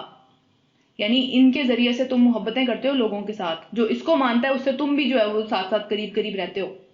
آج بھی تو ہے نا فرقہ واریت ہمارے درمیان میں، کہ جو ہمارے فرقے کا ہے، جو ہماری چیزوں کو فالو کرتا ہے، ہم اس کے ساتھ بہت اچھے ہیں. جو دوسرے ہیں ان کو ہم کافر کہہ کے چھوٹ جاتے ہیں کہ بس ٹھیک ہے دفعہ کرو. تو ان کے درمیان میں بھی اس طرح کے بت ہمیشہ رہے ہیں، چاہے وہ فرقے کی شکل میں ہو، چاہے کسی قبر والے کی شکل میں ہو، چاہے کسی پیر کی شکل میں ہو، چاہے اصلی میں بت ہی ہو. تو اس طرح کے بت ہمیشہ رہے ہیں نا. تو مگر قیامت کے روز تم ایک دوسرے کا انکار کرو گے اور ایک دوسرے کے اوپر لعنت کرو گے کہ تمہاری وجہ سے میں بہک گیا، تمہاری وجہ سے مجھے جو ہے وہ یہ کام کرنے کی توفیق نہیں ملی. اور آگ تم سب کا ٹھکانہ ہوگی اور تمہارا کوئی مددگار نہیں ہوگا وہاں پہ. اس وقت لوط علیہ السلام نے صرف لوط علیہ السلام نے ان پوری قوم کے اندر سے ان کو مانا تھا. لوط علیہ السلام ان کے بھتیجے تھے حضرت ابراہیم علیہ السلام کے. اور ابراہیم علیہ السلام نے کہا کہ میں اپنے رب کی طرف ہجرت کرتا ہوں. اب ظاہر وہاں سے جانا پڑا، انہوں نے کہا نکال دو اس کو، تو وہاں سے جانا پڑا. ہجرت سب سے پہلے حضرت ابراہیم علیہ السلام نے فرمائی تھی. اور پھر زبردست ہے وہ اور حکیم ہے. اور ہم نے اسے، یعنی انہوں نے جو کیونکہ ہجرت کی، ان کو اللہ تعالیٰ نے کیا مقام دیا کہ ان کی نسل میں سے اسحاق اور یعقوب جیسی اولاد عطا کی. ان کی نسل میں سارے نبی آئے، ساری کی ساری نبوت ان کی نسل میں رہی اور اس کی نسل میں نبوت اور کتاب رکھ دی. اور اسے دنیا میں اسی طرح دنیا میں بھی ان کو اجر دیا اور آخرت میں بھی یقیناً وہ صالحین میں سے ہوگا. تو اللہ کے لیے اگر ہم کوئی چیز چھوڑتے ہیں اللہ تعالیٰ اس کو اس طرح ضائع نہیں جانے دیتا. اور ہم نے لوط علیہ السلام کو بھیجا جبکہ اس نے اپنی قوم سے کہا کہ تم وہ فحش کام کرتے ہو، وہ تم اتنا گھٹیا کام کرتے ہو کہ تم سے پہلے والی دنیا کی کسی قوم نے یہ کام نہیں کیا. وہ گیز میں مبتلا تھے. مرد ایک دوسرے کے پاس جاتے تھے اپنے خواہش کی تکمیل کے لیے. کیا تمہارا حال یہ ہے کہ مردوں کے پاس جاتے ہو اور راستے والوں کو لوٹتے ہو، مسافروں کو لوٹتے ہو، مسافروں کو تنگ کرتے ہو تم، اور پھر اپنی مجلسوں میں یعنی کہ سب کے سامنے کھلم کھلا تم یہ گندے کام کرتے ہو. تمہیں شرم بھی نہیں آتی یہ کام کرتے ہوئے، اتنا پراؤڈ فیل کرتے ہو. دیکھیں ان کے بعد آج ہم وہ قوم ہے، یہ ان کے ساتھ یہ معاملہ ہے. اس کو شادی کرنا، یہ سیم سیکس میرجز یہ کبھی الاؤڈ نہیں تھی.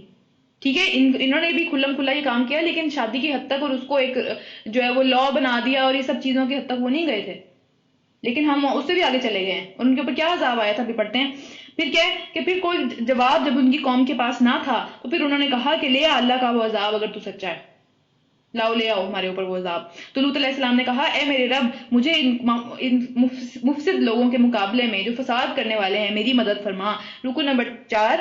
اور جب ہمارے فرشتے ابراہیم علیہ السلام کے پاس بشارت لے کر پہنچے، کس کی ہم یہ پڑھ چکے ہیں، حضرت اسحاق کی بشارت لے کے پہنچے تھے نا کہ تمہارے یہاں بیٹا ہونے والا ہے. تو انہوں نے اس سے کہا کہ ہم اس بستی کے لوگوں کو ہلاک کرنے والے ہیں. یعنی انہوں نے پوچھا کہ اب آپ کس مشن کے اوپر آئے ہیں، کیا بات ہے. تو ان لوگوں کے اس بستی کے لوگ سخت ظالم ہو چکے ہوئے ہیں. ابراہیم نے کہا وہاں تو لوط موجود ہے، یعنی لوط علیہ السلام تو وہاں پہ موجود ہیں، تو آپ تھوڑا سا صبر کر جائیں، ابھی نہ لے کے آئے عذاب. وہ جھگڑنے لگے نا حضرت ابراہیم ان فرشتوں کے ساتھ. تو انہوں نے کہا ہم خوب جانتے ہیں کہ وہاں کون کون ہے، ہم اسے اور اس کی بیوی کے سوا سب گھر والوں کو بچا لیں گے، کیونکہ اس کی بیوی پیچھے رہ جانے والوں میں سے تھی، وہ اس کام میں شریک تھی. وہ اس کام میں لوگ پرووائڈ کرتی تھی ان بندوں کو. اس کے بعد پھر جب ہمارے فرشتے لوط علیہ السلام کے پاس پہنچے تو ان کی آمد پر وہ سخت پریشان ہو گئے، بہت دل گھڑا ان کا کہ بھئی اب میری قوم تباہ ہونے والی ہے. کیونکہ فرشتے جب آتے ہیں وہ حق لے کے آتے ہیں، وہ چیز لے کے آتے ہیں جو کہ واقعی میں ہونے والی ہوتی ہے، عذاب کی شکل میں یا موت کی شکل میں، وٹ ایور جو بھی ہے. پھر اس کے بعد انہوں نے کہا نہ ڈرو اور نہ ہی تم پریشان ہو، ہم تمہیں اور تمہارے گھر والوں کو بچا لیں گے سوائے تمہاری بیوی کے جو کہ پیچھے رہ جانے والی ہے، وہ انہی کے ساتھ رہے گی جن کے ساتھ اس کی ہمدردیاں ہیں. اور پھر ہم نے بستی کے لوگوں کو پر آسمان سے عذاب نازل کرنے والے ہیں اس گناہ کی وجہ سے جو یہ لوگ کرتے ہیں. ہماری کتنی بستیاں، کتنے ملک، کتنی آبادیاں جو ہے وہ اس قسم کے گناہ کے اندر شامل ہیں. پھر اس کے بعد ہم نے اس کی بستی کو ایک کھلی نشانی کے اوپر چھوڑ دیا جو کہ ان لوگوں کے لیے، عقل سے کام لینے والوں کے لیے ایک نشانی ہے، وہ سمجھ سکتے ہیں اس کو دیکھ کے. ان کے راستوں کے اندر ہی آتی تھی وہ مکہ والوں کے وہ نشانی، وہ شہر، وہ اجاڑ ویران جگہ، تو اللہ تعالیٰ نے ویسے ہی چھوڑ دی وہ کہ تاکہ وہ دیکھ سکیں، سوچ سکیں کہ یہ کیا ہوا اس آبادی کے ساتھ. اور مدین کی طرف ہم نے ان کے بھائی شعیب علیہ السلام کو بھیجا. اس نے کہا کہ اے میری قوم کے لوگوں، اللہ کی بندگی کرو اور روز آخرت کے اوپر پورا یقین رکھو اور زمین میں جو ہے وہ فساد برپا نہ کرو، زیادتیاں نہ کرو ایک دوسرے کے ساتھ. کیا معاملہ ہے یہ؟ مگر انہوں نے اسے جھٹلا دیا. آخرکار ایک سخت زلزلے نے انہیں آ لیا اور ان کے گھروں میں وہ پڑے کے پڑے رہ گئے، سارے غرور وہیں کے وہیں رہ گئے. کوئی معاملہ، کوئی چیز، کوئی بھی مال اولاد کام نہیں آیا جس کی وجہ سے غرور تھا. اور عاد اور سمود کو ہم نے ہلاک کیا تھا. تم وہ مقامات دیکھ چکے ہو. یہ دیکھیں یہاں پہ جو قرآن کے اندر نا سارے نبیوں کا ذکر نہیں ہوا، صرف ان اسپیسیفک نبیوں کا ذکر کیا گیا ہے جو کہ مکہ کے بالکل آس پاس تھے، مکہ کے بالکل آس پاس والے علاقے تھے جہاں سے یہ لوگ گزرتے رہتے تھے، دیکھتے تھے، جانتے تھے ان ساری چیزوں کو. انہی کا ذکر کیا گیا تاکہ، کیونکہ دیکھیں دور دراز کے کسی علاقے کی بات ہو رہی ہوگی ان کو تو فرق ہی نہیں پڑے گا، وہ کہیں گے نہ ہم نے دیکھا نہ ہمیں پتا. لیکن یہ ساری وہ نبی تھے، یہ ساری وہ علاقے اور قومیں تھیں جن کا ان کو پتا تھا. جب یہ تجارت کرنے جاتے تھے راستے میں آتی تھیں یہ ساری جگہیں. تو جہاں وہ رہتے تھے ان کے اعمال کو شیطان نے ان کے لیے بہت اچھے بنا دیا تھا. وہ سمجھتے تھے ہم بالکل ٹھیک کر رہے ہیں اور انہیں سیدھی راہ سے بہت دور کر دیا. حالانکہ وہ سب کچھ جانتے بوجھتے عقل رکھتے تھے لیکن بس اندھے ہو گئے. اور قارون اور فرعون اور حامان کو ہم نے ہلاک کیا تھا. موسیٰ علیہ السلام ان کے پاس کھلی نشانیاں لے کر آئے مگر انہوں نے زمین میں اپنا غرور کیا. انہوں نے ان نشانیوں کو نہیں مانا، اللہ کو نہیں مانا، اپنی بڑائی کے اندر پڑے رہے. حالانکہ وہ سبقت لے جانے والے نہ تھے، کسی طریقے سے وہ بچ نہیں سکتے تھے اگر اللہ کا عذاب آ جاتا تو. آخرکار ہر ایک کو ہم نے اس کے گناہ کی سبب پکڑ لیا. پھر ہم نے اس میں سے کسی کے اوپر تو ہم نے جو ہے پتھراؤ کرنے والی ہوا بھیجی اور کسی کو ہم نے زبردست دھماکے کے ساتھ ہلاک کر دیا اور کسی کو ہم نے زمین میں دھسا دیا اور کسی کو غرق کر دیا. یعنی ایک چیز سے بچیں گے تو دوسری چیز آ جائے گی، دوسری چیز سے بچیں گے تیسری چیز آ جائے گی. اللہ تعالیٰ کے پاس کوئی کمی نہیں ہے کہ اللہ تعالیٰ کو ہم عاجز نہیں کر سکتے کہ ہاں میری تو پوری تیاری مکمل ہے اس چیز کے لیے. ایسا نہیں ہو سکتا. اللہ تعالیٰ جب چاہیں گے عذاب لانا وہ لے کے آ سکتے ہیں. اور اللہ ان پر ظلم کرنے والا ہرگز نہ تھا مگر وہ خود اپنے اوپر ظلم کر رہے تھے. جن لوگوں نے اللہ کو چھوڑ کر دوسروں کو مددگار بنا لیا ان کی مثال مکڑی جیسی ہے. مکڑی کو عنکبوت کہتے ہیں عربی میں، جس کے اوپر یہ نام ہے سورت کا. ان کی مثال مکڑی جیسی ہے کہ جیسے وہ اپنا گھر بناتی ہے اور سب سے کمزور ترین گھر دنیا کے گھروں کے اندر مکڑی کا گھر ہے. سب سے کمزور ترین، ہم دیکھتے ہیں نا مکڑی کا جالا لگا ہوتا ہے کتنی آسانی سے وہ چلا جاتا کہیں بھی، تو اس کا ریلائبلٹی، اس کے اوپر بھروسہ نہیں کیا جا سکتا. اس گھر کے اوپر، اس چیز کے اوپر جو ہے وہ اپنا بسیرا نہیں کیا جا سکتا اور نہ ہی غرور کیا جا سکتا ہے جو کہ یہ لوگ کرتے چلے جا رہے ہیں، اللہ کے ساتھ شریک کر رہے ہیں. ان کو کوئی فائدہ نہیں دینے والی وہ چیز. جب کوئی مصیبت آئے گی وہ ختم، جیسے مکڑی کا گھر ہوتا ہے. اور پھر کاش یہ لوگ علم رکھتے. یہ لوگ اللہ کو چھوڑ کر جس چیز کو بھی پکارتے ہیں اللہ اسے خوب جانتا ہے اور وہی زبردست اور حکمت والا ہے. یہ مثالیں ہم لوگوں کو سمجھانے کے لیے دیتے ہیں جیسے مکڑی کی مثال ہے، مگر ان کو وہی لوگ سمجھ پاتے ہیں جو علم رکھنے والے ہیں. جن کے پاس علم ہے نا وہی اس چیز کو سمجھ پاتے ہیں، ورنہ پھر اللہ اس طرح کی باتیں کرتے ہیں مکڑی سے کیا تعلق ہے ہمارا، مکڑی، ہم اتنے بڑے انسان، ہماری مکڑی سے کیا ایگزامپل ہے. لیکن جو لوگ سمجھ پاتے ہیں، جو لوگ پہلے ہی سے ہی جانتے ہیں اللہ تعالیٰ کی بات کو، وہ پھر سمجھ پاتے ہیں اس چیز کو کہ واقعی یہ ہمارے لیے ہی ہے. بالکل ٹھیک مثال سمجھ میں آ گئی کہ کمزوری سے اس کی مثال دی گئی ہے. اور پھر اللہ نے آسمانوں اور زمین کو برحق پیدا کیا ہے، در حقیقت اس میں ایک نشانی ہے اہل ایمان کے لیے. پارہ نمبر 21 رکو نمبر 5 شروع ہو رہا ہے. اے نبی صلی اللہ علیہ وسلم تلاوت کرو اس کتاب کی جو تمہاری طرف وحی کے ذریعے بھیجی گئی ہے اور نماز قائم کرو. یقیناً نماز برے کاموں سے روکتی ہے اور اللہ کا ذکر اس سے بھی بڑھ کر اچھی چیز ہے. یعنی نماز بھی ایک ذکر کا ذریعہ ہے لیکن ذکر کو بھی بھولنا نہیں چاہیے، اس کو بھی کرتے رہنا چاہیے. اللہ تعالیٰ جانتا ہے جو کچھ تم کرتے ہو. اور اہل کتاب سے بحث نہ کرو مگر بہت اچھے طریقے سے بحث کرنی چاہیے. یعنی اگر ان کو کنونس کرنا ہے تو اچھے طریقے سے ان سے بات کرو، اچھے طریقے سے دلیل کے ساتھ جو ہے اس سے بات کی جائے، سوائے ان لوگوں کے جنہوں نے ظلم کیا ہو. جنہوں نے ظلم کیا ہے ان سے پھر بات نہیں کرنی، کیونکہ اللہ تعالیٰ نے ہمیں بدلہ لینے کی وہ دی بھی ہے نا کہ بدلہ لے سکتے ہیں. لیکن خیر مکی دور میں تو بدلہ لینے کے اللہ نے منع کیا تھا. لیکن جو ظلم اہل کتاب کے اندر سے کرے ان سے بدلہ لیا جا سکتا ہے, کیونکہ یہاں پہ جو ظالم اصل میں تھے وہ تو مشرکین تھے نا, جو تنگ کر رہے تھے, جو پہلے سامنے کھڑے ہوئے تھے, جن سے بدلہ لینے سے اللہ تعالیٰ نے منع کیا تھا. اور ان سے کہو کہ ہم ایمان لائے ہیں اس چیز کے اوپر جو ہماری طرف بھیجی گئی ہے, اور اس چیز کے اوپر بھی تو تمہاری طرف بھیجی گئی ہے. ہمارا کتابوں پہ اور پچھلے جو نبی تھے ان کے اوپر بھی تو ایمان ہے نا. تو یہ وہی والی بات ہے. تو ہمارا خدا اور تمہارا خدا ایک ہی ہے, ایک ہی خدا کو پکارتے ہیں نا ہم تینوں, یہود, عیسائی اور ہم مسلمان, اور ہم اسی کے مسلم اور فرما بردار ہیں. اے نبی صلی اللہ علیہ وسلم, ہم نے اسی طرح تمہاری طرف ایک کتاب نازل کی ہے, اس لیے وہ لوگ جن کو ہم نے تم سے پہلے کتاب دی تھی وہ اس پر ایمان لے آتے ہیں. سارے نہیں, لیکن جو لوگ اپنی کتاب کو مانتے ہیں وہ تمہاری کتاب کو بھی مانتے ہیں, اور ان لوگوں میں سے بہت سارے اس کے اوپر ایمان لا رہے ہیں اور ہماری آیات کا انکار صرف کافر ہی کرتے ہیں. جو اپنی کتاب کے ساتھ کافر تھے نا وہ اس کتاب کے ساتھ بھی کافر ہیں. پھر اے نبی صلی اللہ علیہ وسلم, تم اس سے پہلے کوئی کتاب نہیں پڑھتے تھے, امی تھے نا نبی صلی اللہ علیہ وسلم, پڑھنا لکھنا نہیں جانتے تھے, انہیں آتا نہیں تھا پڑھنا لکھنا, اور نہ ہی اپنے ہاتھوں سے کچھ لکھتے تھے. اگر ایسا ہوتا تو پھر کافر لوگ شک میں پڑھ سکتے تھے کہ بھئی شاید اس کو لکھنا تو آتا ہے, کیونکہ اس زمانے میں لکھنا پڑھنا بہت کم لوگوں کو آتا تھا. تو وہ پھر شک میں پڑھ سکتے تھے نا کہ شاید اس کو لکھنا پڑھنا آتا ہے, یہ خود ہی لکھتا چلا جا رہا ہے. در حقیقت یہ ایک معجزہ ہے اللہ تعالیٰ کی طرف سے کہ ایک بغیر پڑھا لکھا انسان اتنی خوبصورت عربی زبان کے اندر جو ہے وہ ایک کلام لے کے آ جائے جس کا مقابلہ کوئی نہ کر سکے. اتنے بڑے بڑے ان کے شاعر تھے, اتنے بڑے بڑے ان کے جو ہے وہ سمجھ لیں فلاسفرز تھے عربی زبان کے, جو کہ اس کا مقابلہ نہیں کر سکے. تو پھر ان لوگوں کے دلوں میں جنہیں علم بخشا گیا ہے وہ اس چیز کو سمجھ جاتے ہیں کہ واقعی اللہ کی طرف سے ہے, اور ہماری آیات کا انکار نہیں کرتے, مگر جو ظالم ہے صرف وہی کرتے ہیں. یہ لوگ کہتے ہیں کہ کیوں نہ اتاری گئی اس شخص کے اوپر کوئی معجزے اس کے رب کی طرف سے, کہ کوئی فرشتہ آتا یا پھر اوپر سے کوئی کتاب آتی. اس طرح کے فضول سے ان کی ڈیمانڈس تھی نا. تو پھر کہو نشانیاں تو اللہ کے پاس ساری ہیں, اس کی مرضی ہے وہ دے یا نہ دے. اور پھر میں تو صرف خبردار کرنے والا ہوں, ہر چیز کو کھول کھول کے بیان کرنے کے بعد. اور پھر کیا ان لوگوں کے لیے نشانی کافی نہیں ہے کہ ہم نے تم پر جو کتاب نازل کی ہے وہ انہیں پڑھ کر سنائی جاتی ہے؟ یہ کتاب معجزہ کافی نہیں ہے؟ اتنے عرصے تک اس امت کے اندر جو مکہ کے اندر مشرکین تھے ان کے اوپر کوئی کتاب نہیں آئی, کوئی نبی نہیں آیا, لیکن ایک دم سے جو ایک نبی آ گیا, ایک کتاب آ گئی, وہ ساری باتیں آ گئی جو ان کو نہیں بتاتی. یہ کیا معجزہ کافی نہیں ہے؟ تو پھر در حقیقت اصل میں بات یہ ہے کہ اس میں رحمت ہے اور نصیحت ہے ان لوگوں کے لیے جو ایمان لاتے ہیں. ایمان والے ہی اس سے جو ہے وہ فائدہ اٹھا سکتے ہیں, جو واقعی اس کی اللہ تعالیٰ کی طرف سے ہونے کے اوپر ایمان رکھتے ہیں. جن کے دلوں میں کوئی ٹیڑھ ہے, جن کے دلوں میں کوئی مسئلہ ہے, ان کو مسئلے ہی نظر آئیں گے اس کے اندر بھی.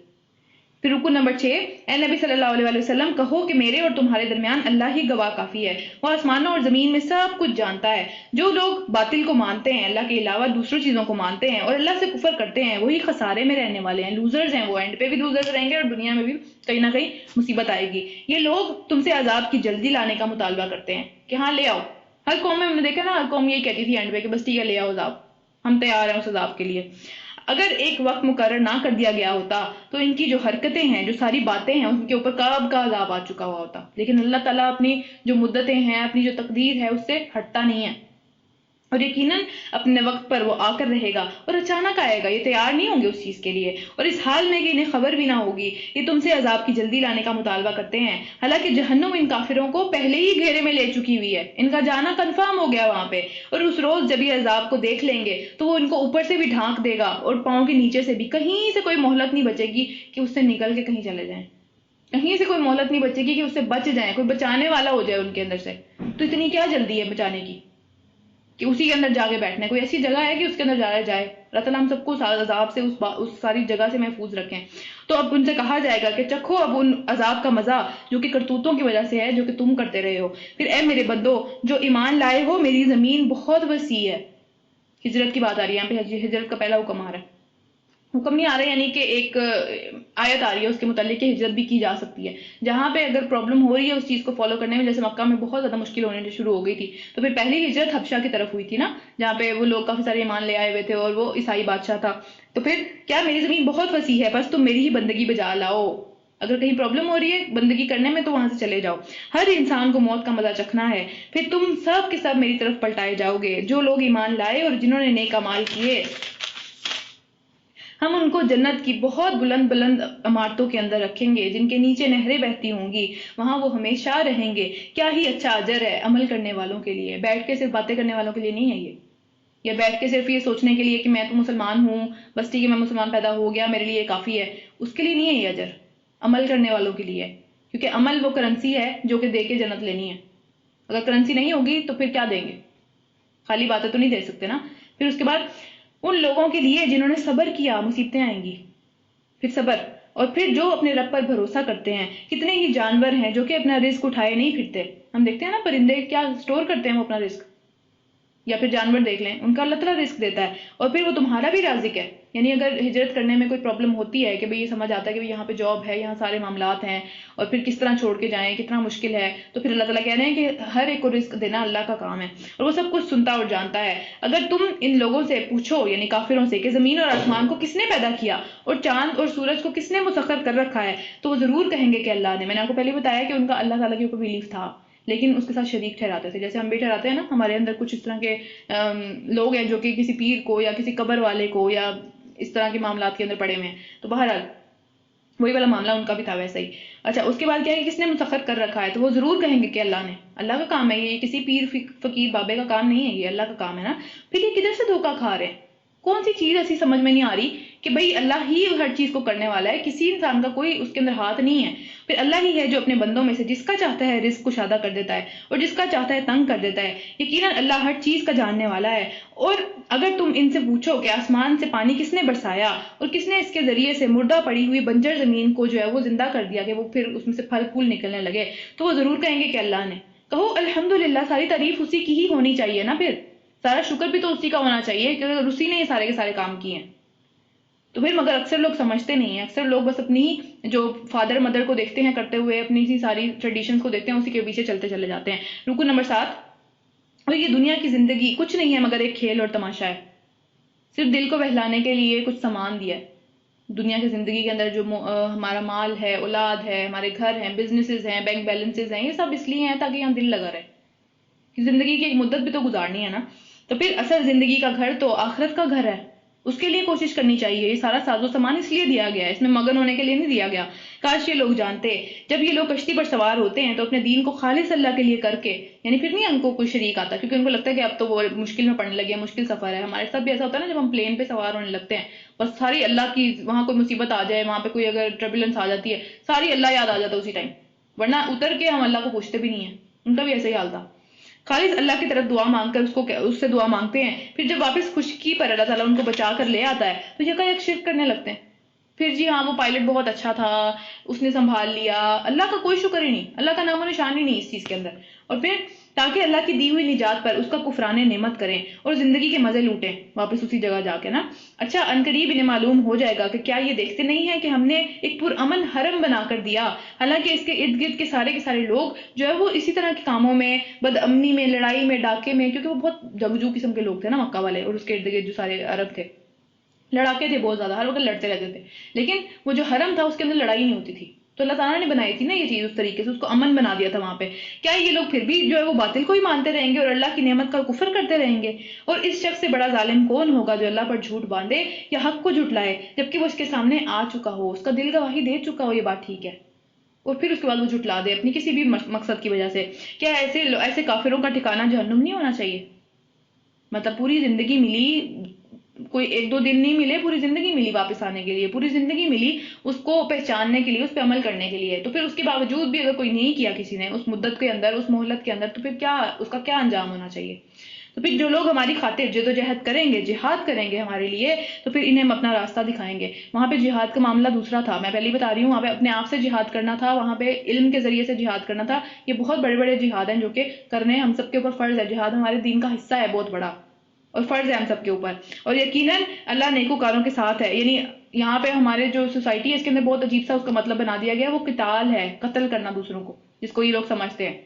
جو اصل بات ہے جاہدو کا جو لفظ ہے وہ جدوجہد کا ہے، کوشش کا ہے، کسی طریقے سے اس کو قائم رکھنا، اس کو بڑھانا، اس کو پڑھنا، سیکھنا، سکھانا، اس کے اوپر قائم رہنا، اپنے آپ سے جو ہے اپنے نفس سے جو ہے وہ کوشش کرنا، کیونکہ نفس انسان کو بہت تنگ کرتا ہے نا اس سب چیزوں کے اندر. تو ہر چیز آتی ہے اس کے اندر. سورہ روم، یہ بھی مکی صورت ہے، اس کو بھی سٹارٹ کرتے ہیں. الف لام میم، یہ بھی تیسری صورت ہے. دیکھیں 2 اکٹھی صورتیں آئی ہیں جو کہ الف لام میم سے سٹارٹ ہو رہی ہیں. اس کے بعد رومی جو تھے وہ مغلوب ہو گئے نا. اب یہ یہاں پہ جو بات ہو رہی ہے وہ رومن اور پرشین امپائر وہاں پہ جو تھی وہ بہت سپر پاورز تھے، جس طرح آج ہے نا امریکہ، جس طرح یہاں پہ امریکہ ہے، اسی طرح سے وہاں پہ وہ تھے نا ٹھیک ہے. اسی طرح وہاں پہ رومن اور پرشین امپائر تھے جن کی جنگ ہو رہی تھی اس وقت. اور عام طور پہ جو رومن امپائر تھی وہ بہت بڑی امپائر تھی، لیکن بہرحال پرشیا اس سے جیت گیا نا. پرشیا اس سے جیت گیا اور وہ مغلوب ہو گئے. مغلوب ہونے کا مطلب ہے ہار جانا. تو خیر الف لام میم، رومی جو ہے وہ مغلوب ہو گئے، وہ ہار گئے اپنی اس جنگ کے اندر. اور اپنی اس ہارنے کے بعد چند سالوں کے اندر اندر وہ پھر غالب آ جائیں گے. یعنی ایک پیشن گوئی اللہ تعالیٰ کی طرف سے آ رہی تھی نا کہ ابھی تو یہ ہار گئے ہیں، لیکن بہرحال آگے چل کے یہ پھر سے جو ہے وہ پرشیا کے اوپر ایک اور جنگ ہوگی ان کے ساتھ. لیکن ان کا جو معاملہ اس وقت جس طرح سے وہ ہارے تھے لگ نہیں رہا تھا کہ کبھی جیت سکتے ہیں. ایسا لگ ہی نہیں رہا تھا. وہ اتنی بری طریقے سے ہارے تھے اس ٹائم پہ جب مسلمان جو تھے وہ مکہ کے اندر تھے نا، تب کی بات ہے. لیکن اللہ تعالیٰ نے ایک پیشن گوئی کی، اپنے نبی کو بتایا کہ پھر جیت جائیں گے. تو وہ پھر ہوا کہ وہ جیت گئے. تو اللہ ہی کا اختیار ہے، پہلے بھی اور بعد میں بھی. اللہ تعالیٰ جس کو چاہتا ہے فتح دیتا ہے. اور وہ دن ہوگا کہ جب اللہ کی بخشی ہوئی فتح پر مسلمان خوشیاں منائیں گے. مسلمانوں کا کیا تعلق ہے ان کی فتح سے؟ ہوا یہ تھا کہ بعد میں جا کے مسلمانوں کو پتہ چلا کہ جب غزوہ بدر میں وہ لوگ جیتے تھے نا، تو اسی وقت رومی وہاں پہ جیتے تھے. تو غزوہ بدر کی خوشیاں جو لوگ مسلمان منا رہے تھے اس کی وہاں پہ بات ہو رہی ہے. سیم اسی ٹائم پہ وہ جنگ دوبارہ ہوئی ان دونوں کی، اور وہاں پہ رومی جیت گئے اور ادھر سے یہ مسلمان جیت گئے. تو مسلمان جو تھے وہ فتح منا رہے تھے اور خوشیاں منا رہے تھے. اللہ جس کو چاہتا ہے مدد عطا کرتا ہے، جس کو چاہتا ہے فتح عطا کرتا ہے، اور وہ بڑا ہی زبردست اور حکمت والا ہے. یہ وعدہ اللہ نے کیا ہے. اللہ کبھی اپنے وعدے کی خلاف ورزی نہیں کرتا. یہ ہو کے رہا یہ چیز اللہ تعالیٰ نے جو کہی، مگر اکثر لوگ جانتے نہیں ہیں. لوگ دنیا کی زندگی کا بس ایک ظاہری پہلو جانتے ہیں کہ اس کے پاس طاقت ہے، اس کے پاس مال ہے، اس کے پاس اولاد ہے، اس کے پاس جو ہے یہ اتھارٹی ہے، بس. اور آخرت سے وہ خود ہی غافل ہیں. ان کو نہیں پتا کہ آخرت اصل چیز ہے جس کے ذریعے جو ہے وہ کوشش کرنی چاہیے. اور پھر کیا لوگوں نے کبھی اپنے آپ میں غور و فکر نہیں کیا؟ کیا اللہ تعالیٰ کی جو زمین ہے، آسمان ہے، اس کی ساری چیزوں کے درمیان میں جو چیزیں ہیں وہ ایک مدت کے لیے اللہ تعالیٰ نے پیدا کی ہیں. ہمیشہ کوئی چیز رہنے والی نہیں ہے. مگر بہت سے لوگ اپنے رب کی ملاقات کے انکار کر دیتے ہیں، اس کے کافر ہیں. اور پھر کیا یہ لوگ کبھی زمین میں چلے پھرے نہیں ہیں کہ انہیں ان لوگوں کا انجام نظر آتا جو ان سے پہلے گزر چکے ہیں؟ یعنی وہی ان کے راستوں کے اوپر جو قومیں تھیں وہ ساری میں نے آپ کو پہلے بھی بتایا، اور ان سے زیادہ طاقت رکھتے تھے. ان کے پاس تو ایسی چیزیں ہی نہیں تھیں. یعنی ہمارے پاس بھی ظاہر ہے اس طرح کی زندگیاں نہیں ہیں، اتنی لمبی لمبی 950 سال کی کس کے پاس زندگی ہے؟ یا پھر اس طرح کے وہ لمبے کتنے تھے؟ اگر کسی نے جو ہے وہ اس طرح کی قبریں دیکھی ہوں جو پروفٹس پہلے تھے ہم سے یا اس وقت کے لوگ تھے، وہ بہت لمبے لمبے تھے. ان کی طاقتیں کس طرح کی تھیں، ان کے کس طرح کی ان کی جو ہے وہ صلاحیتیں تھیں، وہ تو ہمارے پاس ہے ہی نہیں. اور پھر ہمارا اتنا غرور ہے کہ آسمان کو پہنچا ہوا ہے. اور جب ان کو اللہ تعالیٰ نے تباہ و برباد کر دیا تو ہم کیا چیز ہیں؟ تو پھر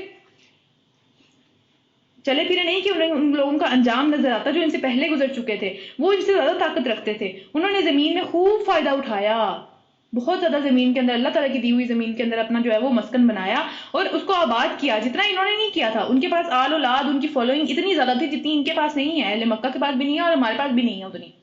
اور پھر ان کے پاس ان کے رسول روشن نشانیاں لے کر آئے. پھر اللہ ان پر ظلم کرنے والا نہ تھا مگر وہ خود ہی اپنے اوپر ظلم کر رہے تھے. آخرکار جنہوں نے برائیاں کی تھیں ان کا انجام بہت برا ہوا، اس لیے کہ انہوں نے اللہ کی آیات کو جھٹلا دیا تھا اور اس کا مذاق اڑاتے تھے.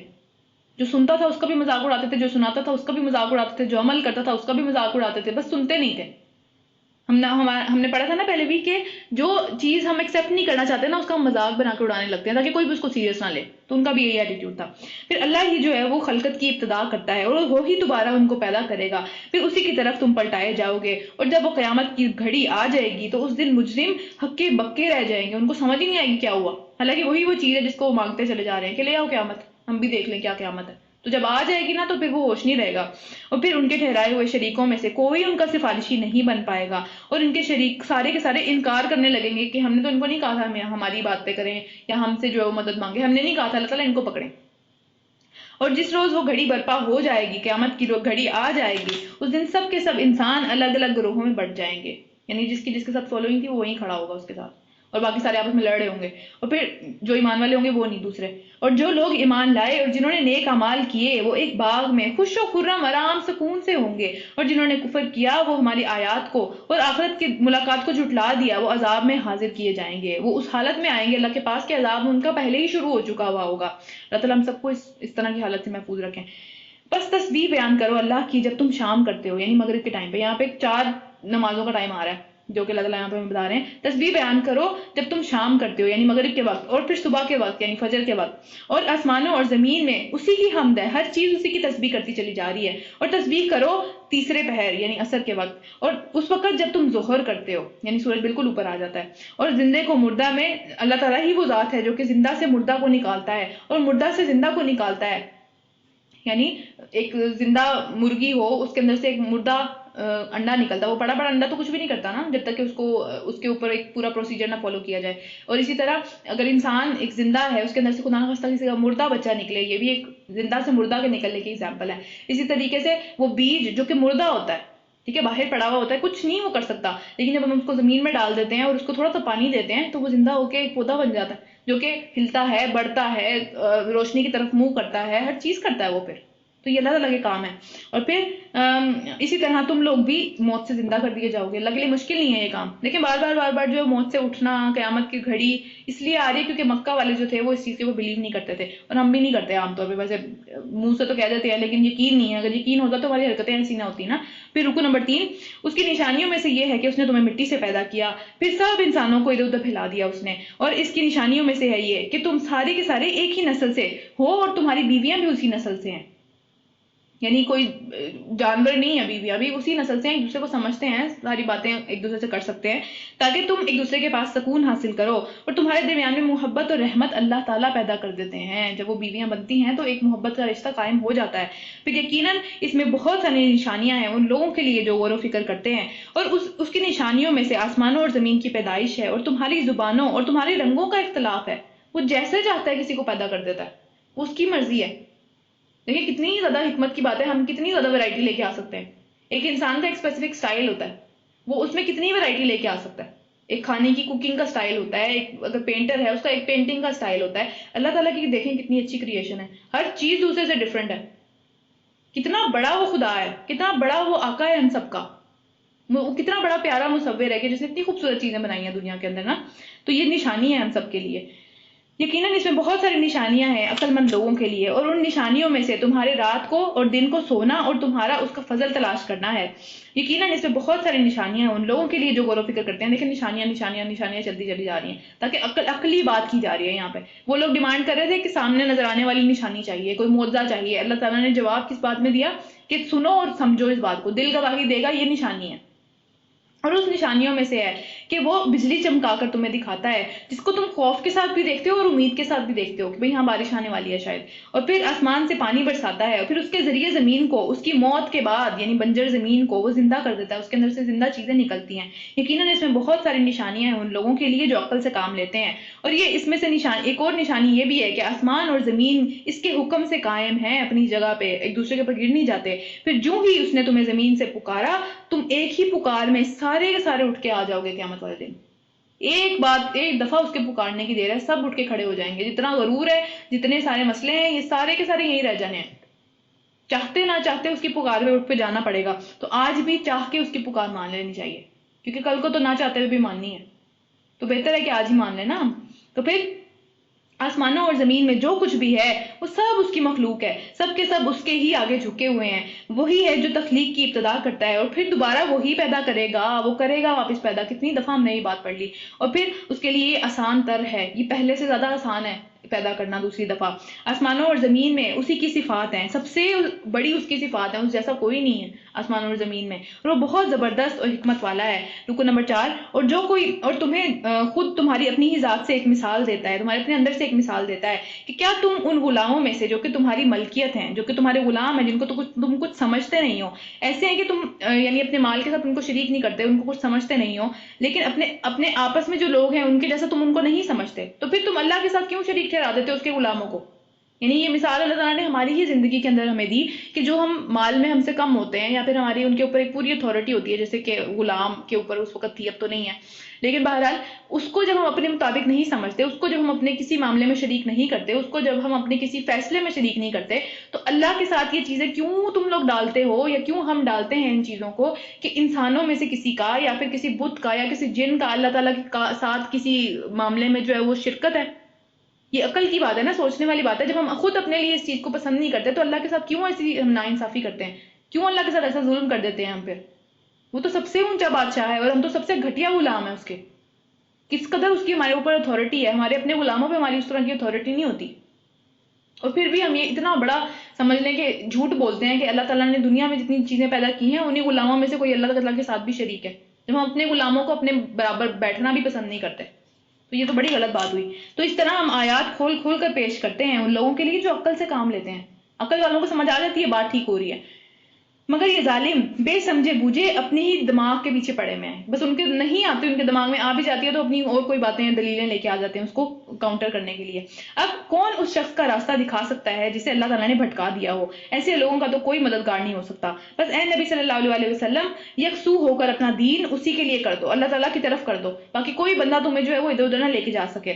قائم ہو جاؤ اس فطرت کے اوپر، یعنی دین اسلام کے اوپر، جس پر اللہ تعالیٰ نے سارے انسانوں کو پیدا کیا ہے۔ ہر انسان مسلمان پیدا ہوتا ہے اس دنیا کے اندر، اس کے ماں باپ بعد میں اس کو جو بھی بناتے ہیں، جو بھی ریلیجن اس کا فالو ہوتا ہے۔ پھر اللہ تعالیٰ کی بنائی ہوئی کوئی بھی تخلیق بدلی نہیں جا سکتی، یعنی اللہ تعالیٰ نے کسی کو انسان بنایا ہے وہ کتا نہیں بن سکتا، عملوں سے بن جائے وہ ایک الگ بات ہے، تخلیق کے اندر جو ہے وہ چیزیں نہیں چینج ہو سکتی۔ یہی بالکل سیدھا سیدھا راستہ ہے، سیدھا سیدھا دین ہے، مگر اکثر لوگ اس بات کو جانتے نہیں ہیں۔ اور قائم ہو جاؤ اس بات کے اوپر، اور اللہ کی طرف رجوع کرتے ہوئے اور اس سے ڈرتے ہوئے، اور نماز قائم کرو، اور نہ ہو جاؤ ان مشرکین میں سے جنہوں نے اپنا دین الگ الگ کر لیا، اپنے فرقے بنا لیے، ٹکڑے ٹکڑے کر دیے اور گروہوں میں بٹ گئے، اور ہر گروہ کے پاس جو کچھ ہے وہ اسی میں مگن ہے، باقی دوسروں کو وہ کافر کہتا ہے، باقی دوسروں کو وہ برا کہتا ہے۔ تو یہ کیا صرف ان کی کہانی ہے، یہ ہماری بھی کہانی ہے نا، انفارچونیٹلی ہماری امت کی بھی سٹوری یہی ہے اب۔ تو پھر لوگوں کا حال یہ ہے کہ جب انہیں کوئی تکلیف پہنچتی ہے تو اپنے رب کی طرف رجوع کر کے اس کو بہت اچھے طریقے سے پکارتے ہیں کہ اللہ تعالیٰ اس کو دور کر دیں۔ پھر جب ہم انہیں اپنی رحمت کا مزہ چکھاتے ہیں تو وہ ایک دم سے ان سب لوگوں کو شریک کرنے لگتے ہیں تاکہ وہ ہماری کیے ہوئے احسان کی ناشکری کریں۔ اللہ کا کوئی احسان نہیں ماننا، وہ فلاں ڈاکٹر بہت اچھا تھا، اس کی دوائی بہت اچھی تھی، اس کے ہاتھ میں جو ہے وہ شفا ہے، یا پھر اس طرح کی فضول قسم کی باتیں ہم کرتے ہیں۔ ٹھیک ہے، لوگوں کا بھی احسان ماننا چاہیے، لیکن جس نے پہلے دیا ہے اس کا تو مان لینا۔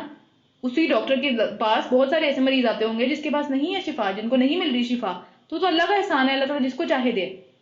اور پھر اچھا مزے کر لو، ان قریب تمہیں معلوم ہو جائے گا کہ ہم نے کوئی دلیل اس بات کی نازل نہیں کی جو کہ یہ شرک کرتے چلے جا رہے ہیں، کہیں سے اس کی کوئی بھی دلیل نازل نہیں ہوئی تھی۔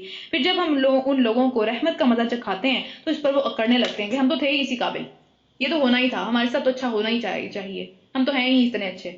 اور پھر جب ان کے اپنے کیے کرتوتوں پر ان کے اوپر کوئی مصیبت آ جاتی ہے تو ایک دم مایوس ہونے لگتے ہیں کہ اللہ کی طرف سے آئی ہے، اللہ تعالیٰ کیوں ہمارے ساتھ ایسے کرتے ہیں۔ یعنی جب کچھ اچھائی ملے گی اس پہ اللہ کو نہیں یاد کریں گے، لیکن جب کوئی برائی ملے گی تو اللہ کو کوسنے لگیں گے، نعوذ باللہ۔ تو کیا یہ لوگ دیکھتے نہیں ہیں کہ اللہ ہی رزق جو ہے وہ بڑھاتا ہے جس کا چاہتا ہے، اور جس کا چاہتا ہے تنگ کر دیتا ہے؟ یقیناً اس میں بہت ساری نشانیاں ہیں ان لوگوں کے لیے جو کہ ایمان لے کے آتے ہیں۔ بس اے مومنوں، رشتہ داروں کو ان کا حق دو، اور مسکینوں اور مسافروں کو ان کا حق دو۔ دیکھیں ان کا حق ہے، یہ ہم جو خیرات دیتے ہیں یا ہم جو زکوٰۃ دیتے ہیں، جو بھی کرتے ہیں، یہ ان کا حق ہے، احسان نہیں کریں ہم کسی کے اوپر بھی۔ ایک انسان کا دوسرے انسان کے اوپر جو اللہ تعالیٰ نے حق رکھا ہوا ہے، اللہ تعالیٰ نے پوچھنا ہے اوپر جا کے، تو اپنی ذات پہ یہ احسان کریں، تو اس کو دے کے جتائیں نہیں کہ میں نے تو اس کے ساتھ اتنا اچھا کیا، تو کیا کیا، اس کا حق تھا، وہ آپ نے دینا ہی تھا اس کو۔ آپ نہ دیتے، آپ کو اللہ تعالیٰ نے پکڑ لینا تھا، اوپر جا کے کسی اور نے دے دینا تھا، کوئی مسئلہ نہیں ہے، ان کا تو پاس تو آ ہی جانا تھا جو رزق ان کے پاس لکھا ہوا ہے۔ یہ طریقہ بہتر ہے ان لوگوں کے لیے جو اللہ کی رضا حاصل کرنا چاہتے ہوں، اور وہی فلاح پانے والے ہیں۔ جو سود تم دوسروں کو دیتے ہو تاکہ لوگوں کے اموال کے اندر، لوگوں کے مالوں کے اندر وہ بڑھ جائے۔ سود کیا ہوتا ہے کہ ایک آپ پیسے دیتے ہیں اور آپ کہتے ہیں کہ بھئی اتنی مدت کے بعد یہ اور زیادہ اس کے اوپر انٹرسٹ لگے گا، پھر اور انٹرسٹ لگے گا، انٹرسٹ کو کہتے ہیں نا سود، کمپاؤنڈ انٹرسٹ ہو جائے گا، پھر اتنے پیسے مجھے واپس ملیں گے۔ تو کیا اس سے قرض ہوتی ہے کہ پیسے بڑھ جائیں، ٹائم کے ساتھ ساتھ پیسے بڑھتے چلے جائیں نا میرے۔ تو اللہ یہ سود کے ضمن میں پہلی آیت آئی ہے، پورے قرآن میں پہلی آیت جو نازل ہوئی تھی وہ یہ تھی۔ اس کے پہلے جو آخری رکوع سارے معاملات ہیں، آخری حکم تھے، وہ تو ہم پڑھ چکے ہیں، سورہ آل عمران میں تھا، سورہ نساء کے اندر آیا تھا، سورہ مائدہ کے اندر آیا تھا، اور آخری ترین حکم سورہ بقرہ کے اندر آیا کہ آج کے بعد سود حرام ہے، کوئی نہیں کھا سکتا، وہ سورہ بقرہ کے اندر آیا، ہم پڑھ چکے ہیں۔ یہ پہلی آیت تھی جو کہ نازل ہوئی تھی سود کی، اس کے اندر نا تو کیا تھی کہ جو سود تم دوسروں کو دیتے ہو تاکہ لوگوں کے اموال میں بڑھ کے وہ بڑھ جائے ود ٹائم نا، تو اللہ کے نزدیک وہ بڑھتا نہیں ہے، اللہ کے نزدیک یہ کوئی اچھا سودا نہیں تم کر رہے۔ جو زکوٰۃ تم دیتے ہو اللہ کو راضی کرنے کے لیے، اس کے دینے والے کی بات ہو سکتی ہے کہ ہاں اس کا مال دنیا میں بھی بڑھے اور آخرت کے پاس بھی، آخرت میں بھی اس کا مال بڑھتا چلا جائے، یہ ایک فائدے مند سودا ہے، یہ کرنا چاہیے۔ یعنی کہ ایک چیز کی اللہ تعالیٰ اچھائی بیان کریں اور ایک چیز کو کہہ رہے ہیں کہ اس کو کوئی فائدہ نہیں ہے، شروع یہاں سے ہوئی یہ بات نا۔ پھر کیا، اللہ ہی ہے جس نے تم کو پیدا کیا، پھر تمہیں رزق دیا، اور پھر تمہیں موت بھی دیتا ہے، اور پھر وہ دوبارہ تمہیں زندہ کرے گا۔ کیا تمہارے ٹھہرائے ہوئے شریک کوئی ایسا کر سکتے ہیں؟ ان میں سے کوئی ایک بھی کام کر سکتے ہیں؟ پاک ہے وہ، اور وہ بہت ہی بلند تر ہے اس شرک سے جو کہ یہ لوگ کرتے ہیں۔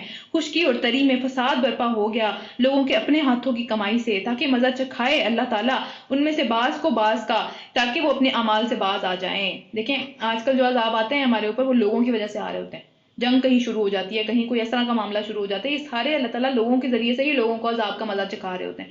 آج کل جو ظاہر ہے جو ایک نیچرل ڈیزاسٹرز ہیں وہ بھی ہوتے ہیں، لیکن وہ اتنے بڑے بڑے نہیں ہوتے کہ پوری قوم تباہ ہو جائے، تو لوگوں کے ذریعے سے یہ عذاب کا مزہ چکھا رہے ہوتے ہیں. یہاں اسپیسیفکلی وہ جو دو سپر پاورز لڑ رہی تھیں اس ٹائم پہ، رومن اور پرشین امپائر لڑ رہی تھی نا، جو ان کی بات ہو رہی ہے کہ ہر جگہ پہ ان کا فساد مچا ہوا تھا، ہر پورے ارد گرد والے خوف میں مبتلا تھے. جیسے آج اگر کسی دو بڑی پاورز کی جو ہے وہ جنگ ہو جائے، پوری دنیا میں ایک مسئلہ پڑ جائے گا نا، اسی طرح سے وہاں پہ بھی پڑا ہوا تھا. اور پھر ان سے کہو کہ زمین میں چل پھر کر دیکھو کہ پہلے گزرے ہوئے لوگوں کا کیا انجام ہو چکا ہوا ہے، ان میں سے اکثر مشرک ہی تھے. بس اے نبی صلی اللہ علیہ وسلم اپنا رخ مضبوطی کے ساتھ جما دو اس دین کی طرف جو کہ حق ہے، اور وہ دن نہ آئے کہ وہ دن آنے تک، یعنی اس دن تک جبکہ جس کے ٹل جانے کی کوئی صورت اللہ تعالیٰ کی طرف سے نہیں ہے. اس دن لوگ پھٹ کر ایک دوسرے سے الگ ہو جائیں گے. یعنی اتنا ڈر لگ رہا ہوگا، اتنا پریشانی، وہ بہت اچھا دن نہیں ہے، وہ بہت ہی زیادہ ڈرونا دن ہے.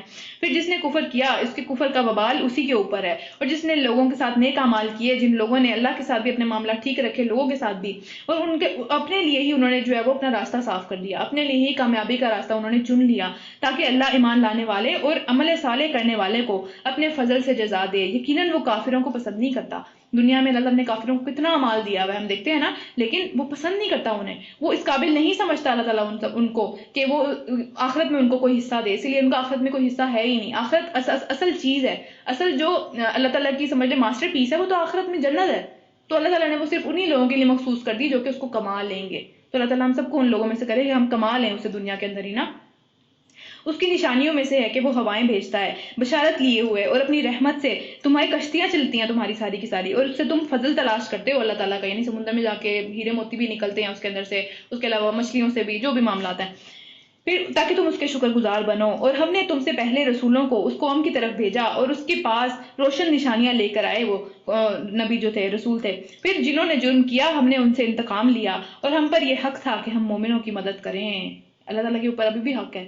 مومنوں کی مدد اللہ تعالیٰ کے پاس سے آتی ہے، لازمی آتی ہے. شرط یہ ہے کہ ہم مومن ہوں. ہم تو مومن ہی نہیں ہیں، ہمارے اپنے اعمال ہی ٹھیک نہیں ہیں، ہمارے اپنی ہی حرکتیں ٹھیک نہیں ہیں نا. تو اللہ ہی ہے کہ جو کہ ہواؤں کو بھیجتا ہے، اور بادلوں کو اٹھاتی ہیں وہ ہوائیں. اتنے بھاری ہوتے ہیں وہ بادل، اگر ابھی کسی روئی کے اندر پانی بھر جائے ہم سے اٹھائی نہیں جاتی وہ. تو پھر وہ ہوائیں اس کو لے لے کس طرح پھرتی ہیں جیسے پتہ نہیں کیا خالی روئی جل رہی ہے نا. اور پھر وہ ان بادلوں کو آسمان پر پھیلاتا ہے، اور جس طرح چاہتا ہے انہیں ٹکڑوں میں تقسیم کر دیتا ہے. پھر تو دیکھتا ہے کہ بارش کے قطرے ان بادلوں کے درمیان میں سے ٹپکتے ہیں. پہلے بھی میں نے یہ ایگزامپل دی تھی، دوبارہ میں دیتی ہوں کہ بعض اوقات اس طرح ہوتا ہے نا کہ ہم بہت اونچائی کے اوپر ہوتے ہیں، بادل ہمارے ارد گرد ہی ہوتے ہیں، اس میں ہاتھ ڈال کے دیکھیں اس میں پانی ہے کہیں پہ، حالانکہ وہ ہوتے کالے ہیں، لگ ایسا رہا ہوتا ہے کہ بہت بھاری ہیں، لیکن جب اس میں ہاتھ ڈالتے ہیں تو بارش کے قطرے اس کو نچوڑ کے دیکھیں نکلتے ہیں یا نہیں. کبھی بھی نہیں نکلیں گے. اللہ تعالیٰ کی قدرت ہے یہ کس طریقے سے اس کے درمیان سے وہ بارش کو ٹپکاتا ہے، اور جتنا چاہتا ہے ٹپکاتا ہے نا. اور پھر یکایک وہ خوش و خرم ہو جاتے ہیں کہ بھئی اچھا ٹھیک ہے، یہ تو ہمارے اوپر آسمان سے بارش آ رہی ہے، اب تو ہماری فصلیں جو ہے وہ بڑھیں گی اور یہ وہ. حالانکہ اس کے نزول سے پہلے، اس بارش کے آنے سے پہلے وہ مایوس ہوئے تھے، اللہ تعالیٰ سے بری باتیں کر رہے تھے کہ اللہ تعالیٰ تو ہمارے اوپر کوئی رحم ہی نہیں، اور اس طرح کے معاملات.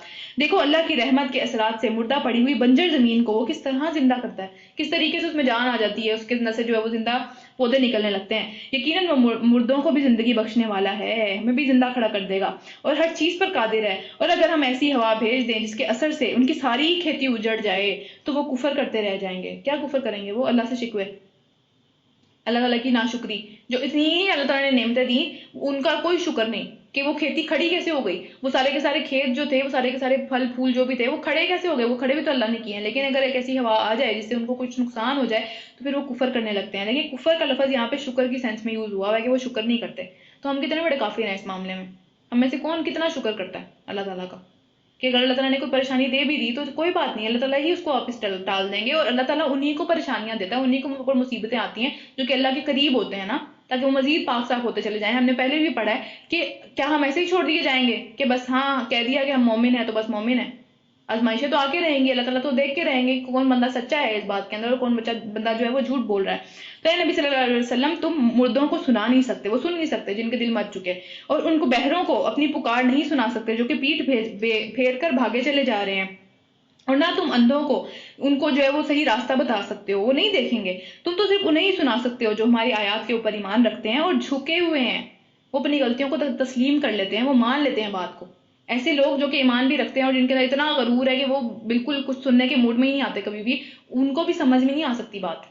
تو اس لیے یہ دونوں چیزیں ہونی چاہیے انسان کے اندر، ایک تو ایمان اور دوسرا وہ جھکا ہوا ہو، اس کے اندر غرور نہ ہو.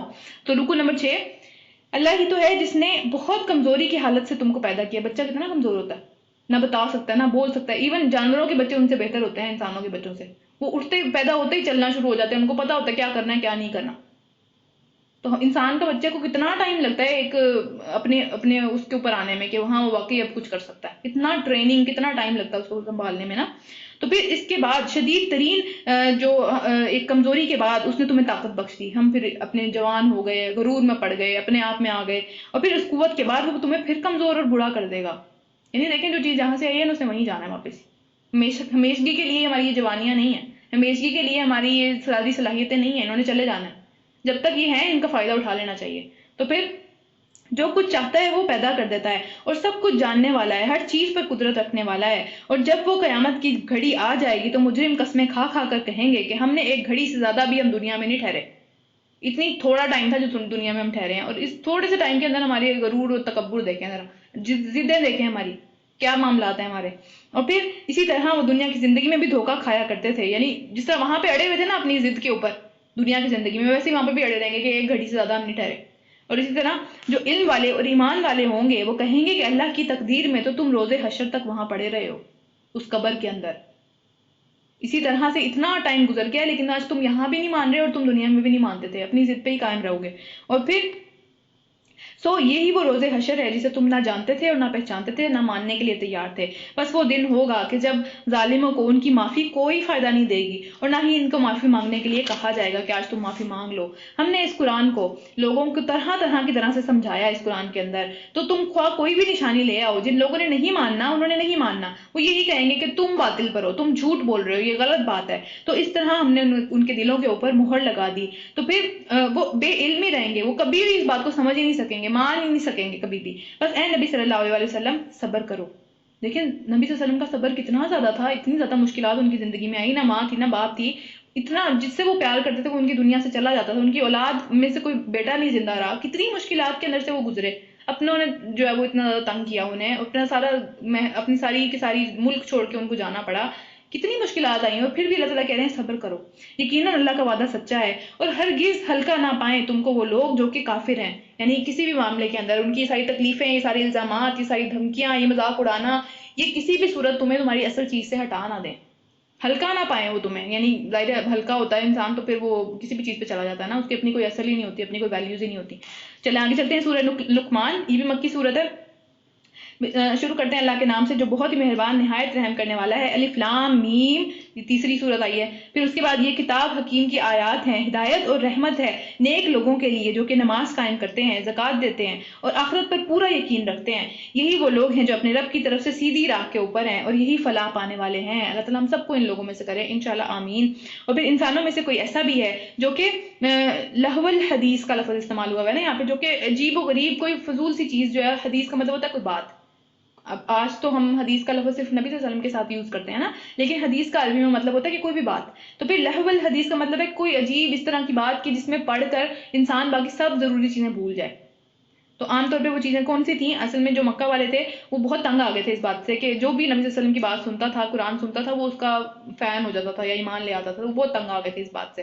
تو انہوں نے کیا کیا کہ ان میں سے ایک شخص نے جو ہے وہ اس کو روکنے کے لیے، سارے کاموں کو روکنے کے لیے، لوگوں کو کہیں اور بزی کرنے کے لیے رستم اور اسفندیار کے قصے سنانے شروع کر دیے، اچھے اچھے اپنی طرف سے بنا بنا کے نا. اور اس کے علاوہ گانے بجانے اور یہ موسیقی کی محفلیں اور اس طرح کی چیزیں شروع کر دی تاکہ لوگ انہیں میں مصروف رہیں، نبی صلی اللہ علیہ وسلم کی بات نہ سن سکیں. تو یہ ساری لہو الحدیث ہے، یہ ساری کی ساری چیزیں جو کہ ہمیں اللہ تعالیٰ سے دور کر دیتی ہیں، ہمارے اصل مقصد سے دور کر دیتی ہیں. تو پھر کیا ہے کہ لوگوں میں سے کوئی ایسے بھی ہے جو کہ اس طرح کی چیزیں خرید کر لاتا ہے تاکہ اللہ کے راستے سے جو ہے وہ لوگوں کو بھٹکا دے، علم کے بغیر، جانتے بوجھتے بغیر کہ کیا کر رہا ہے وہ، کتنا بڑا نقصان کر رہا ہے وہ، اس طرح کی چیزیں کرتا ہے اور اس راستے کی دعوت کو مذاق میں اڑا دے، کسی طریقے سے اس کو جو ہے وہ اس کی جو اصل حیثیت ہے اس سے نیچے کر دے. ایسے لوگوں کے لیے سخت ذلیل کر دینے والا عذاب ہے. اسے جب ہماری آیات سنائی جاتی ہیں تو وہ بڑے گھمنڈ کے ساتھ اس سے رخ پھیر لیتا ہے، گویا کہ اسے انہیں سنا ہی نہیں. یعنی کچھ ہمارے اس طرح کے لوگ ہم دیکھتے ہیں نا کہ جو کہتے ہیں ہمیں سب پتہ ہے، ہمیں بتانے کی ضرورت نہیں ہے، تم ہمیں کیا بتاؤ گے، ہمیں تو سب پتہ ہے. اس طرح کے لوگ ہوتے ہیں، ٹھیک ہے. تو یہ گھمنڈ ہے ان کا، یہ ان کا غرور ہے جو کہ انہیں مجبور کرتا ہے اس بات پہ. تو پھر گویا کہ اس کے کان بہرے ہیں. اچھا ان کو خوشخبری سنا دو ایک دردناک عذاب کی. البتہ جو لوگ ایمان لے آئیں اور نیک عمل کریں ان کے لیے نعمت بھری جنتیں ہیں جنہیں وہ ہمیشہ رہیں گے. یہ اللہ کا پکا وعدہ ہے اور وہ زبردست اور حکمت والا ہے. اس نے آسمانوں کو پیدا کیا بغیر کسی بھی لنٹر کے، کسی ستون کے، کسی اس طرح کا کوئی پلر نہیں کھڑا کیا اس نے.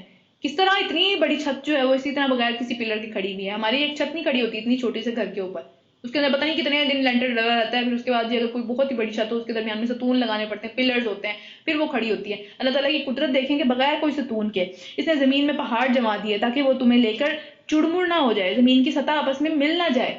اس نے ایک کیلوں کی طرح پہاڑوں کو گاڑ دیا تاکہ وہ اپنی جگہ پر رہے. اس نے ہر طرح کے جانوروں میں کو زمین میں پھیلا دیا اور آسمان سے پانی برسایا اور زمین میں قسم قسم کی عمدہ چیزیں اگا دی تاکہ ہم اس سے فائدہ اٹھائیں. یہ تو ہے اللہ کی تخلیق. اب مجھے ذرا دکھاؤ کہ ان شریکوں نے کیا پیدا کیا جن کو تم اللہ کو چھوڑ کر پکارتے ہو, کیا پیدا کیا انہوں نے. اور پھر اصل بات یہ ہے کہ یہ ظالم لوگ کھلی گمراہی میں پڑے ہوئے ہیں, ان کو کوئی سمجھ ہی نہیں آ رہی, اتنی واضح واضح باتیں ہیں. ربنا تقبل منا انک انت السمیع العلیم وتب علینا انک انت التواب الرحیم.